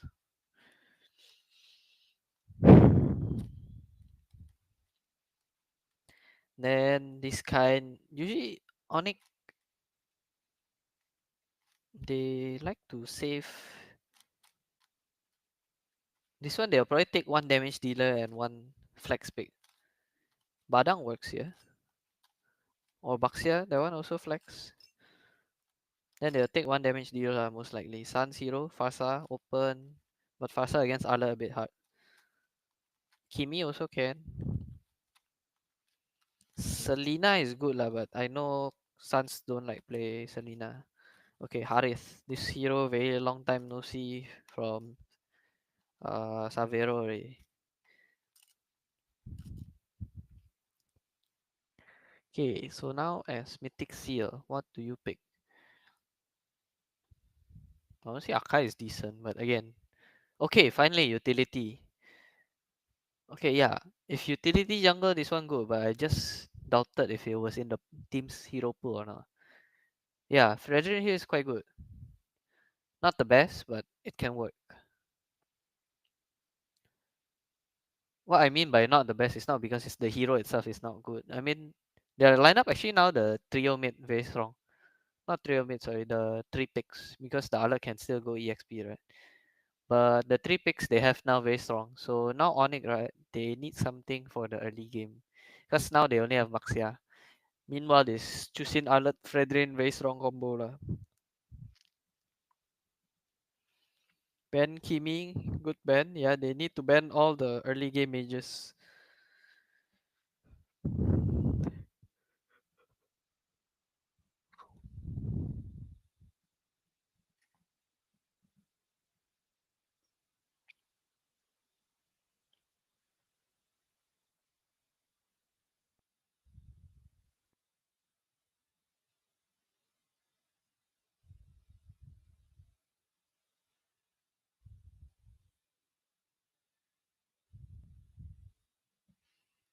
Okay, draft is back. Kadita is banned. I wouldn't. Okay, why Kadita might be good here, right? Is simply just for the Arlet. Because Arlet got no dash, right? I mean, his dash need target one, right? And Arlet got no purify, so very easy to kill with Kadita. I think first game y'all got see lah. Then this one just ban Irritel possibly. They'll probably just ban a marksman. Claude, yeah, Claude also can. Okay, they're probably not scared of Irritel because they have Maxia to tank the Irritel damage. So okay, here as Mythic Seal, you should probably take a marksman. Irritel can work lah. I don't think they should last pick the marksman. Just take it now. Any hero this guy comfortable with, just take already. Oh my Franco. Wow. Don't know about Franco here. Is he him or not? Thing is, now that they take Franco, right, they downgrade the early game so much already. Now the early game like not that strong anymore. Yeah, I don't know about the Franco pick lah. Now only got chance to win early game if they take Farsa or what else is open for Suns. Should be Farsa lah.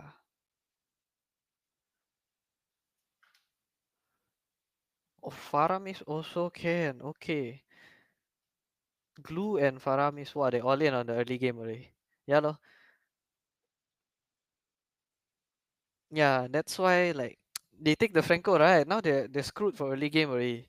But if they took the marksman just now, then they save the roam pick last. They can try to balance it out here. But now they take like that. Yeah, Beatrix, they desperate already lah. This one desperate pick one. Beatrix is definitely not good here lah. I'm not saying it's very bad, but Lancelot eats you alive. Harith, the 1v1 you can win, but late game you're cooked. Then the glue can zone you quite effectively most of the time. I mean, it's just a Beatrix and Franco combo, but wow, this one like desperate already. Yeah.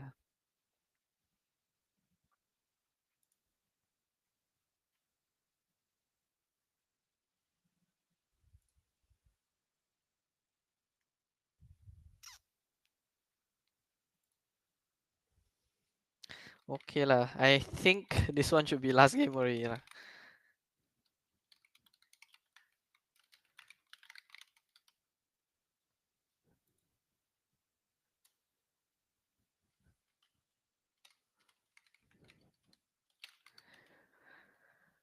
Okay, both star blue buff, nothing special. Okay, the nice thing about having Baxia like that can help leash the buff very fast. I lied, he did not leash.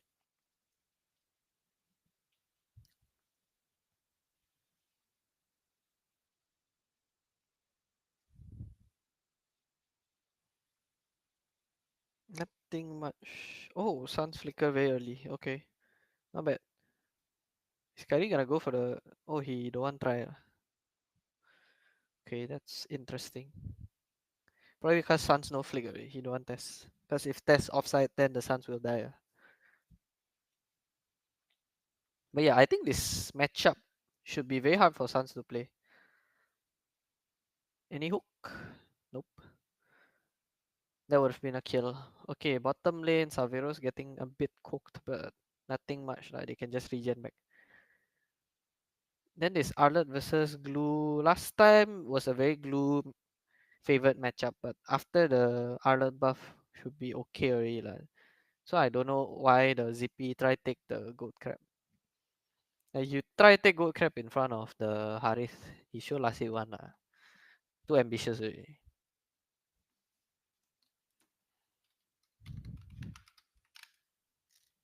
Okay, Lutpi should be no flicker lah. Oh, maybe not. The Arlet is the one no flick. Or neither lo? Is the Franco no flick? Okay. But I don't think you can rush the turtle also here. Should be slowly do lah. Because got Kyrie. They need to wait for the Arlet. The Arlet can zone the Lance. Then they can try. But okay, the Arlet, if you hit Lutpi like that, the Kyrie can retry once, yeah. But okay, Kyrie don't want try. Yeah, risky lah. You see the difference, right? If that was Ken on the Lance, like just now he play Alice, right? He go in dash dash dash, test retry. But then you see this Kyrie, right? He know he got decent chance. That one I would say you have a decent chance to get the turtle. But he never try. Why? Because he blew up here. If he try retry then miss, right? Or worst case he die. The Fredin should invade his blue one. That's why he just back lah. Just take your purple buff, be happy with it. Never mind lah. You play assassin, lose first objective, not the end of the world one.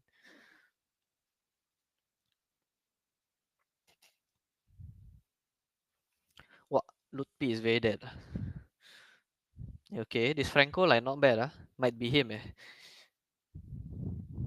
Been hitting a lot of hooks.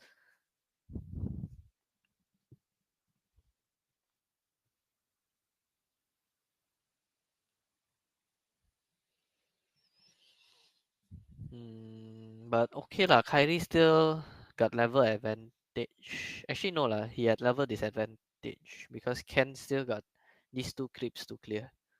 3, sorry, but he won't take this lah, he'll go up. I think should be quite equal lah. Not a noticeable difference. Wow, there's one big wave. But okay, as Mythic's here ahead already. How did they get ahead? Who, like, where this goal deficit coming from? I don't think it's Kyrie. Kyrie should be ahead of Ken in terms of farm, if anything. Might just be the roamers. Roamer and EXP, I think.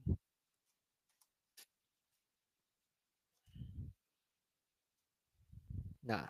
Now, you see, you play, like, you need to know timings one, basically. As Beatrix, you post 4 already, then you can try last hit the gold crab. But pre-4, if the Harith staring you down like that, very hard. Don't try, you're just gonna donate him gold crab. Okay, this turtle fight should be the first turtle they Onyx try to fight. Yeah, you see now, got no buffs, nothing. Kyrie should try to steal if they force. But you shouldn't force. You should just slowly see got chance to fight or not. Then the Chusin, wow, okay. Very early flicker burnt. Okay, but the Harith is here earlier than the Beatrix. This one should be a close fight. The final slash should be... Oh, Kyrie was doing turtle. Oh, I didn't even notice. Wow, the fight very disjointed lah, this one. Oh, the count after very late.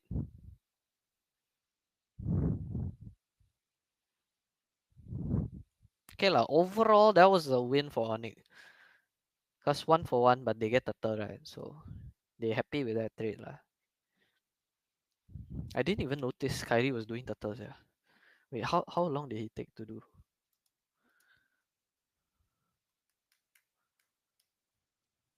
Oh, from here you just do already lah. He say screw my team, screw the opponents. I'm just gonna hit turtle. Damn. Okay.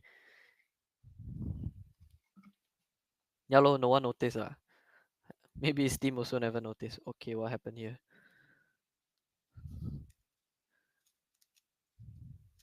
Ah, they just hooked the Baxia like that. Yeah lor, that's why they picked the Faramis pick against the Franco because oh okay the Franco no OT also, but if the Franco had bite also no use because the Farah can just OT. But okay lah, I guess shouldn't have picked. It shouldn't have hooked the rolling Baxia lah. That wasn't the brightest of ideas. Oh, Sabiro died lah. Oh, they flicker. Eh, is it solo kill? Oh no, the Chusian was there.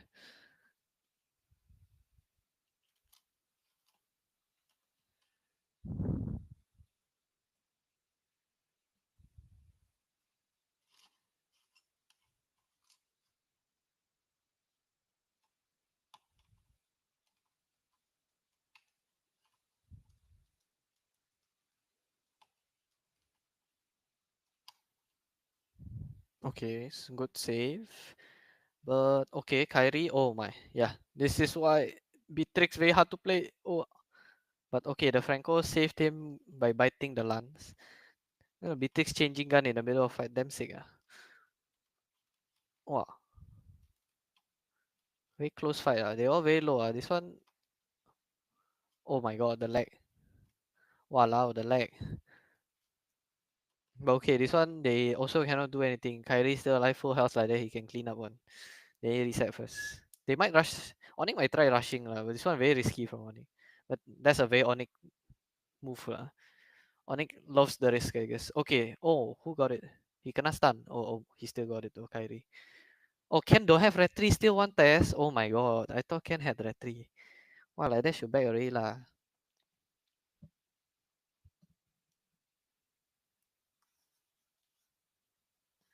Difficult. They lacking what ah? They're lacking discipline lah mainly. Like Mythic Seal, like as barbaric as Onyx ID's gameplay is, still got discipline one, you know. Like they won't take fights if they don't have to. Okay, take note lah. This build, this one the Innocent also buy, but I think Kelra he still use the old build or something. But this one Innocent and Savero buy like this already now. I think mainly because of the Calamity nerf so they don't want to buy the Calamity anymore. So they buy book instead. But then your early game timing kind of reduced. But should be good lah. Or not, they wouldn't be making it. In Savero also still quite pain lah. No noticeable difference. Wow, basic. Wow, but he got say. Oh, he cannot pull out of the altar. Okay, what is Kyrie doing? It's okay. He testing only. He say, hey, you careful. Okay. No final swipe. The final slash, sorry. Okay, nothing. What? Wait, if they cannot convert anything from the kill, right? That would be not good lah because they burn the Franco, flicker, and bite, right? But then you see Lutpi come back already. Oh, they managed to burn Sun's flicker and ulti, so okay, not bad lah. But I would say Franco's flicker more important than Sun's one lah. So just okay, this one actually Mythic still ahead lah. In terms of kills, in terms of gold, everything still ahead. But this one, I don't think Onyx is worried yet. If they lose this lot, of course they'll be worried. But like I think they're okay with where they're at right now. I mean, okay, at least you see, like, why would okay, wait, hold up. They go in like this. Wow, who kena hook? Keyboy. He's still alive. Wow, Kyrie. Wow, Keyboy still alive. Wow, the altar really too much. They try fight straight into the altar like that very hard. Okay, the Beatrix very dead. Yeah, that's why I don't really like Beatrix lah. Like you see, he's been playing so well, right? Then kena one time GG already. Not GG yet lah, but your whole lead gone already lah. This one like it's gonna be like a 5,000 gold swing like that. Like you see Kiara also against the Aurora, right? He plays so well, he make one mistake, lose already. Like that's why I don't really like Beatrix as a hero now lah. Because you make one mistake, game over already. Like the hero is very hard to play. But okay, high risk, high reward. No, if you execute it perfectly, it's very sick one. Then yeah, that's why I say Onyx. I don't think they're worried with where they're at. Their team fight very strong one. They just need to wait for Kyrie to farm. Like you see the difference, right? They waited for Kyrie have items, then they start fighting. Like compared to the Alice game just now, something we can learn lah. Just be patient, but hold on. Wait, this Kun. Okay, never mind. He's fine. I thought he had to flicker there. Wow, the last can of MSC. Got 3 cans this MSC. Quite interesting. Okay, flicker in. Oh, wow, Ken is dead already. Then the Nico no flicker, but Loopy might be in trouble. Does he have emo? Yeah, he does. Should be fine lah. He'll be back. Then yeah, the altar save him like that. Oh, who got hooked? Oh, okay lo. No altar can save you there.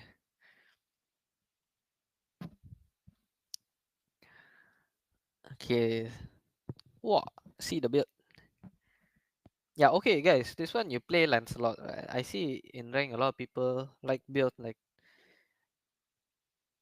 3 defense items or something. Like don't need lah. You play Lance, just buy full damage. So why Kyrie buy brute force here, right?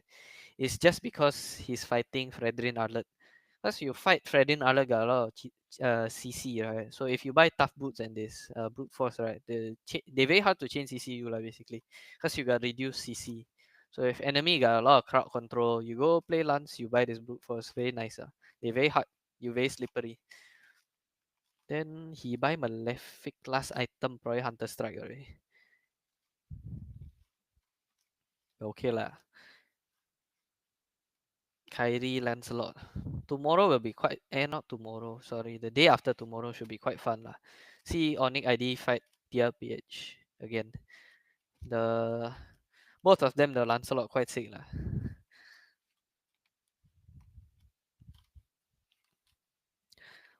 The YSS also quite sick. They got a lot of heroes to contest lah, so it'll be quite fun to watch.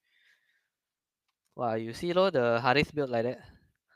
Wow, that one I also wait. How many CDR does he have? 20 from Book, 5 from Feather, then 10 from the Wishing Lantern. So 35. Then with Emblem probably 45. Yeah lo. But you play Harith need so much cooldown, meh? I don't know. I don't really play. Should be 35 only, right? Oh, but the nice thing, I guess he don't need blue buff anymore because he buy book. Okay, hold on. The fight. Look at Kyrie from mid. Shing, shing, shing. Okay, hello, sir. Okay, should be GG already. They waste the bite on Kyrie like that. Okay, Kyrie can also miss his dash, guys. It's okay. Yeah, this Kun looks very dead. Yeah, should be over already. The Franco no bite then. Wow, the Harith actually like no damage. This new Harith build like not that pain. Okay. Okay. Kyrie freestyle? Okay, never mind. No one already. Yeah, should be over lah. Unless no minions. Hold on. What the item swap though? Sniper? Okay, they defended. Wow. Sick defense. I think someone made a mistake lah. I'm not sure who, but I'm pretty sure they were supposed to end there. Oh, Kyrie sell item until like that. That's not good.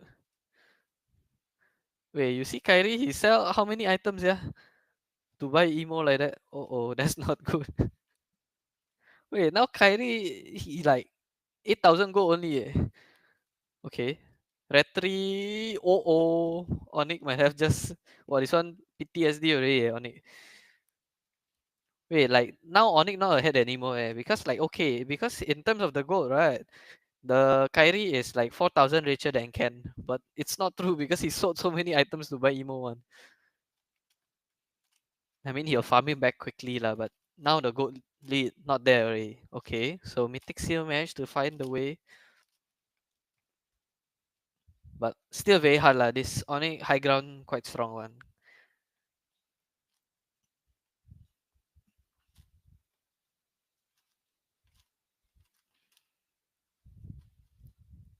Then yeah lor, that's when you trying to defend from Lord, right? As assassin like this, you need to try to make sure they cannot sink 3 waves. So he play far lane, no. He wait first, right? He wait until they show at mid. Then he clear. Now someone has to recall, right? Then he can recall also. Why he don't recall in the bush? Because he's fighting pros. If someone were to intercept him, they would the first thing they would check is this bush.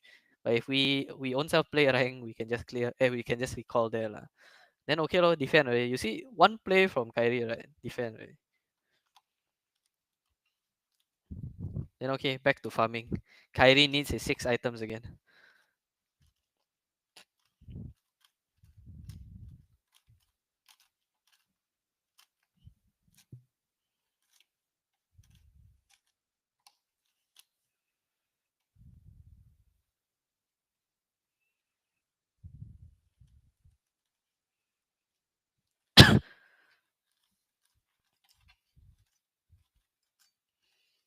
Lutpi most damage taken. Kinda expected lah. He's been getting bitten by the Franco a lot. Actually, like usually this kind, right? As a front line, you can consider buying Winter sometimes. Not always, but you can consider buying lah. Sometimes you can trigger one. But emo still more important lah if you fight these kind of opponents. Like the Franco Beatrix. You need to survive the initial burst. Of course, if the Faramis can save you, that'll be best case. But you need to assume he fails to save you lah.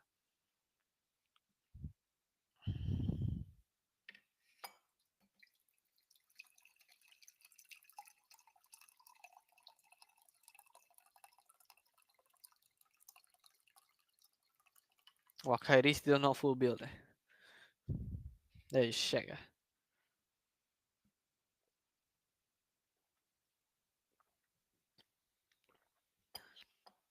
I think he sold 2 full items. Or is it 3? I don't know. Should be 2 lah.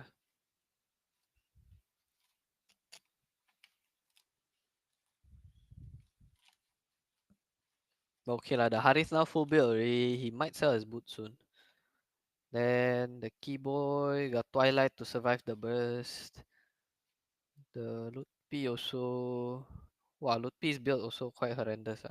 Too many small items already. Like, just quick note. Like this one, what are you buying, you know? Like, okay, you buy this for magic defense, understand. Then you buy this for, I'm not sure, Twilight. Then you don't need the black ice shield lah. If you want the dome ice, then just finish this one lah.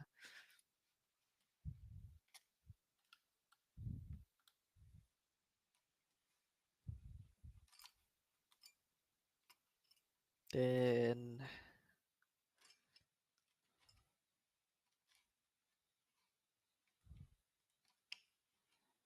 okay, they're trying to force fight because Beatrix show bottom, so they try to force fight. Okay, but Keyboy's roll got cancelled. So this one, they should focus fight lah. They shouldn't be hitting Lord like this. But the Beatrix still very far. Wow, the Faramis pull too much already. Oh, wow, Kyrie dodged the Franco. Then the Faramis flicker, you see Keyboy beep beep. The Beatrix no flick, he should be dead already lah. No one, bye bye. Should be over. Then Savero just shing shing shing also. Yeah, over already lah. Okay. Okay. He wants to end with one more kill, but not gonna get it lah. Okay today the day of the sweeps 6-0 today. Nothing nothing it went as expected lah, but I didn't expect it to be 6-0 lah. Expect like 3-1, 3-1. Didn't expect 3-0, 3-0. But okay lah, I think at least this game, it could have gone both ways lah. Onyx make a few mistakes here and there. Then Mythic Seal almost capitalized. But at the end, like, this one, if y'all want to learn, like, okay, the lane like this, right? Okay, first of all, if you draft something like this, like you all in team fight like that, right? You cannot really have a weaker team fight. Because right now, right, team fight wise, I would say Onyx is stronger. Why? Because got Faramis. And the problem is you have a Franco. This Franco like quite weak lah. Especially you cannot counter by Faramis. So in a 5v5 setting, the Onyx should win already, right? But now we look at, okay, now who can play opposite? Who can play far lane? Lancelot can play far lane, right? But here got no one to play far lane. If you want to play far lane, you need to be Beatrix and Franco, right? So they needed to play around that lah. They needed these two to be playing together, trying to catch Kyrie lah. But it never got to that point because the first slot they threw. Honest draft wise, I would say the Franco pick was bad lah. They should have went with something else first. There was a lot of options. They didn't really need to go. Is it because they desperate? They want go for Beatrix or something else? I don't know. I think there were options. I forgot what the way. Irita was, oh yeah, Irita was open ma. It's not an easy Irita game, but I think it's better than Beatrix lah. Then yeah lor, the Beatrix show like this, right? So if your goat, worst case is goat lane show opposite. If goat lane show opposite, y'all should really be very far away. Then you see, they so desperate trying to open, right? They walk up like that. They walk up together some more. Then the Lutpi just find catch on two people. Then over already lor. And this one, honestly, as Onyx also, they shouldn't be trying to take these two at the same time lah. Should be focus one. If they want to lot, can, but they should leave the lot. If they want to lot, can, but they should not be trying to take a fight and lot at the same time. Then this Beatrix also made a mistake. This one might seem small. There, he dashed. You cannot dash like this lah. Cause like this, right? Honestly, here the Beatrix should be counting, you know. Because the moment Lancelot show here, right, he does not need to settle this bottom wave already. Because your wave coming out, right? Then this wave should slowly kill your wave, then eventually hit your base. But you see all 5 people here. There's no way Keyboy go there and backdoor lah. Unlikely. So this one you see the Lancelot, you should join the fight lah. Then he dash inside the base when it's quite crucial. Then that's the mistake lor. Should be patient lah. Cannot use spells like that in crucial moments like this. Then they know already the Beatrix not coming, right? Still very fast, still clearing lane. They try walk up together. That's the problem. If only the Ken walk up, then should be okay. But they walked up together lor. Then yeah lah, should be over already. Even though they actually managed to find a very good final slash here. See? 1, 2. Oh, the problem is he did not catch the most important one. Then over already lor. Another problem also the Beatrix too far. Then here lah, this moment sealed the deal. The Franco tried to flicker by Kyrie, then Kyrie triangled. Then over already lor. Then he bit the who? Glue. Yeah, at this moment over already. Even Suns die doesn't matter lah. Like you see, like okay, people say Rome like no impact one, right? Like no use. You see this keyboard psychopath. He know the Beatrix no flicker. He goes straight around the red buff, go straight for the Beatrix. Like can have impact one lah, Rome lah. Just need to find the angle. It's harder to make impact, but can one lah. Then yeah lor. Then item wise, did they show? Usually they don't show very early one, but okay, I see from here lah.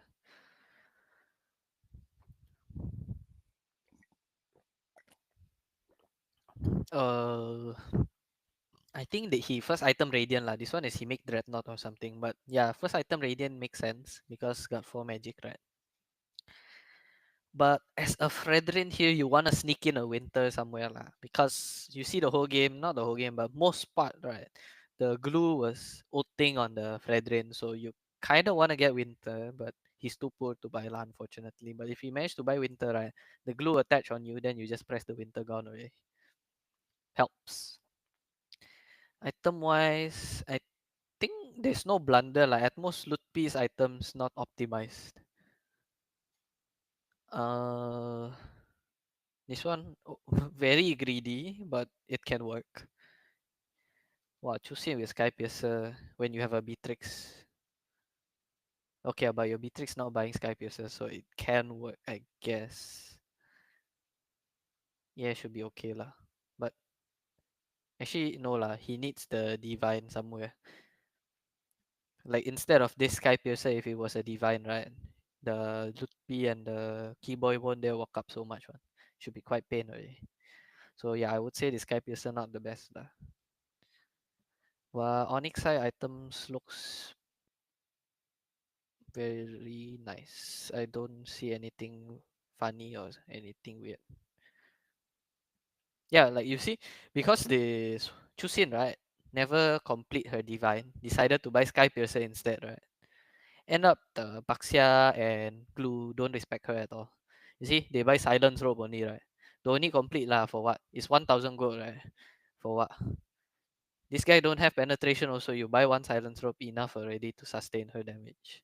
So I'm not saying you shouldn't buy Sky Piercer on Chusin. Some games you should buy actually, but this is you can buy this game, but not this early because you need the divine. You got way too big chunky boys to clear. Yeah, lor, that's pretty much it. And alert the build very straightforward lah. Just buy Fury Hammer then full tank away. This one the antique a bit overkill. Wow, okay, actually no, I just see the alert build only. He don't need this much defense against one Lancelot lah. He buy one antique enough already. He buy this leg plate, I don't know for what lah. Should be emo or something lah, but you don't need so much physical defense for one Lance lah. You playing alert some more, the Lance very hard to fight you lah. Then like that lor. Draft wise, I mentioned already. Draft wise actually quite okay. It's just this Franco, I feel like it's a blunder lah. Then again, because you fighting Onyx, right? This one you don't fight Onyx ID, you pick Franco. They won't pick Farah one. They don't pick Farah here, right? The Franco actually can play one. The thing is you're fighting Onyx ID, so you want pull out these kind of things, they will counter you, you know. This one not Farah, I think the Franco actually can one lah. But very hard because now, like I mentioned before, the Onyx 5-man lineup is way stronger than your 5-man lineup, right? Then end up like you cannot group as 5-man, you cannot play the far lane also. Then very hard play from there lor. Okay, we just rewatch one more time the turning point then should be done for the day lah. Turning point was first slot, right?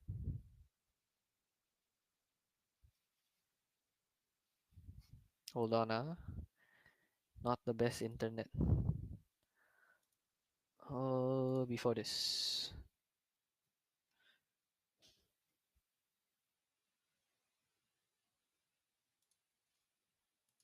Yeah, somewhere here lah.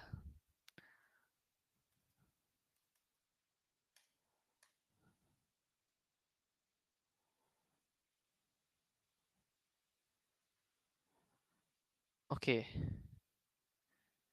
See the keyboard. Just bang. So why was this good? Because most of us do this, we will die, right? First of all, he just want to force the Chusen OT, right? Then this one, he kena hook, kena save by Sans. Then just stay in the altar. Actually, why the can stuck until like that? It's the cult altar, lor. The can stuck already. Actually, how did he get stuck is the real question. So he dash here, he taunt. He got one more dash, right? Oh, he never use. Okay, he dash here, he taunt, hit, right? So he got one more dash. I cannot see lah, but oh, I think he dashed there lah. Yeah, he dashed there. Then okay, go on cooldown, no, but yeah, just be careful lah. Play Fredrin doesn't mean you're unkillable. This can, I think, that's probably why they never play the tank jungle that much. I feel he offside too much already on the Fredrin. A lot of times he cannot caught. not an easy Fredrin game to give him credit, but still this one you playing at the best with the best of the best, right? You need to be on that level Can seem like I'm nitpicking, right? But at this level, you need to nitpick already. As you see, just from that one fight, small mistake, Fredrin died, right? Over already. Not over, but you lost like how much gold? From 1k ahead, by the end of the lot, how far behind already? Yeah, 4k low, then enemy get lot. 3k, just now they 1k ahead, right? So plus 2, plus 1, sorry. By the end of the lot, yeah, lor, like 5.5 gold swing. Yeah lah, I think that should be it lah. Does anyone have anything to ask?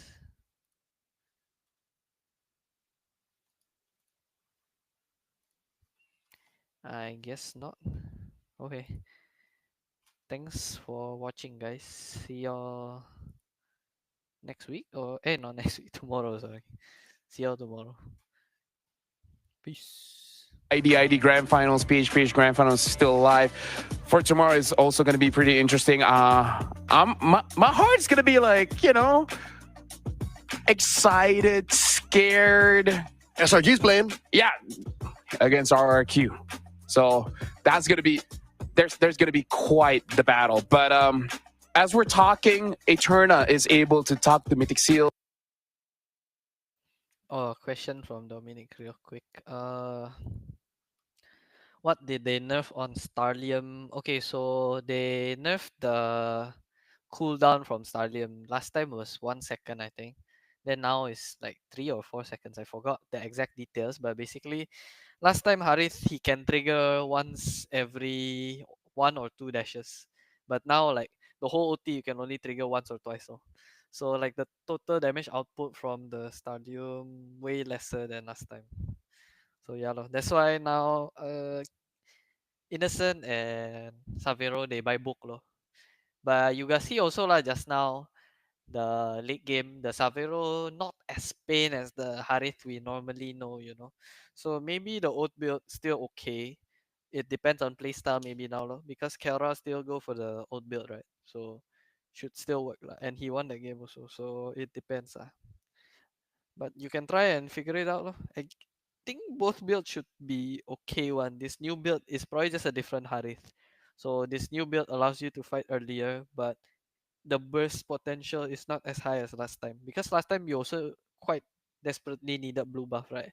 But actually I don't know now because the Inspire talent gives you mana regen now, right? So should be what do you call? The mana regen might be enough. I'm not sure. I haven't played Harith since the since the patch. Can stream the scrim. What scrim are you talking about?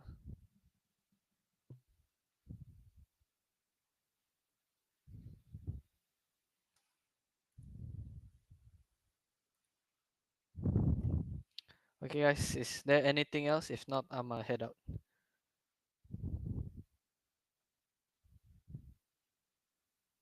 Going once.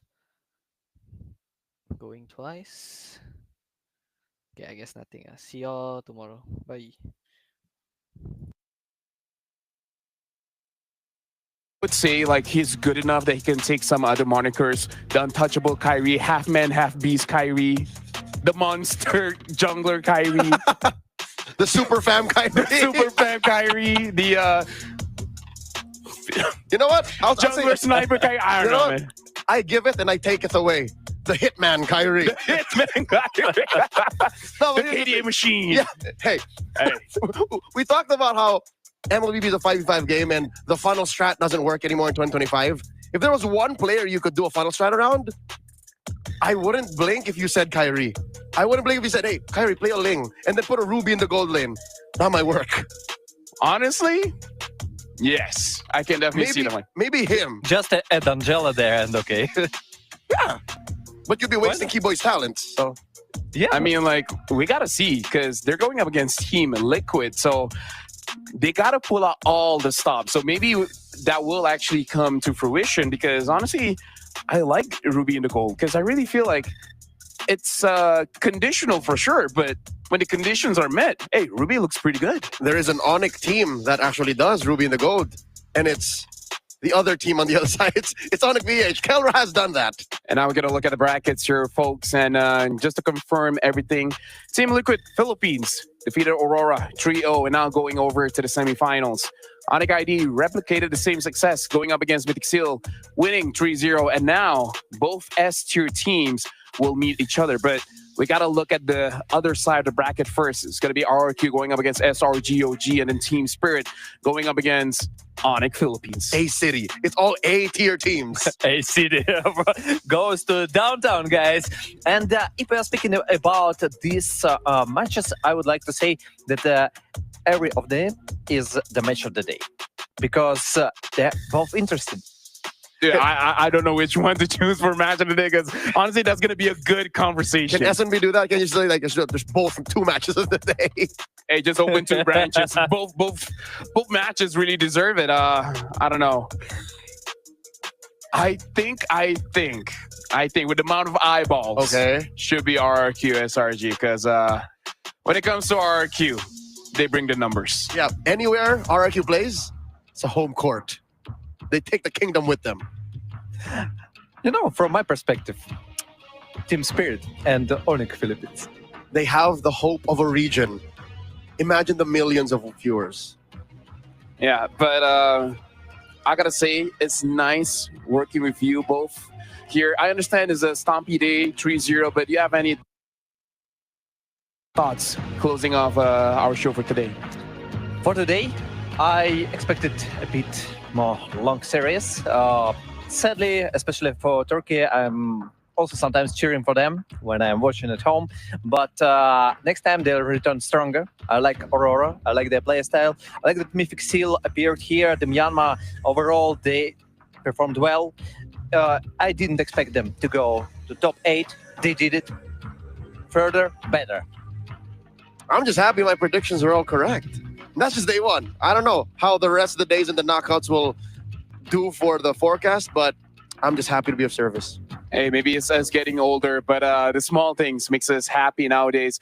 And now that's it. That's all for today. This is day 1 of the knockout stage here at MSC EWC. We're going to be throwing it over to Kadia, top place of the day. But before that, we're going to be looking at a music video for the new skin line, the new Metro Zero skin. So hope you guys enjoy and see you guys tomorrow.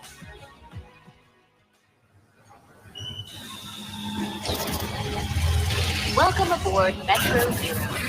All souls must remain inside the train at all times. All alone, I felt a weariness inside. Paranoia always following in stride. Till the day that I became a spirit guide. My purpose won't be denied. Through the right, my body started to rehash. Now I feel a heat that scorches me to ash. All this pressure and the energy combined, I'm bound beneath the weight of the divine.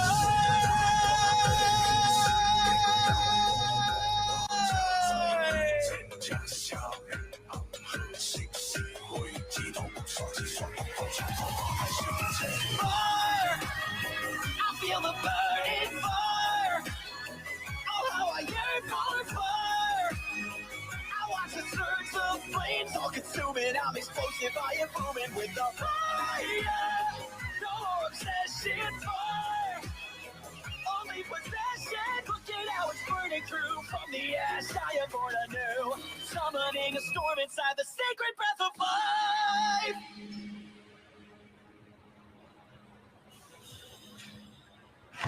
Next stop, Evergarden Station. Madness grows and I feel no remorse. Half machine and unstoppable force. Only in the searing pain am I alive. My power in overdrive. At the station, I'm surrounded by a crowd full of souls who seek a vengeance so avowed. Shedding shells of spirits who I must defend to break the shackles so they can ascend.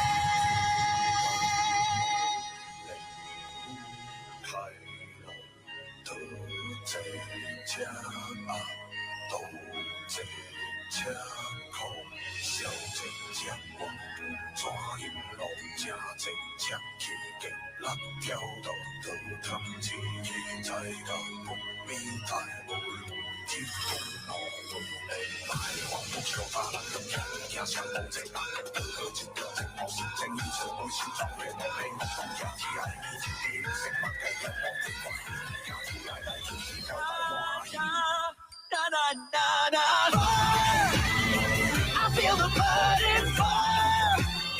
Oh, how I yearn for more. I watch it surge, the flames all consuming. I'm explosive, I am brewing with a fire. No more obsession, fire. Holy possession, look at how it's burning through. From the ash, I am born anew. Summoning a storm inside the sacred breath of life. Now arriving at the terminal station, Evergarden Station.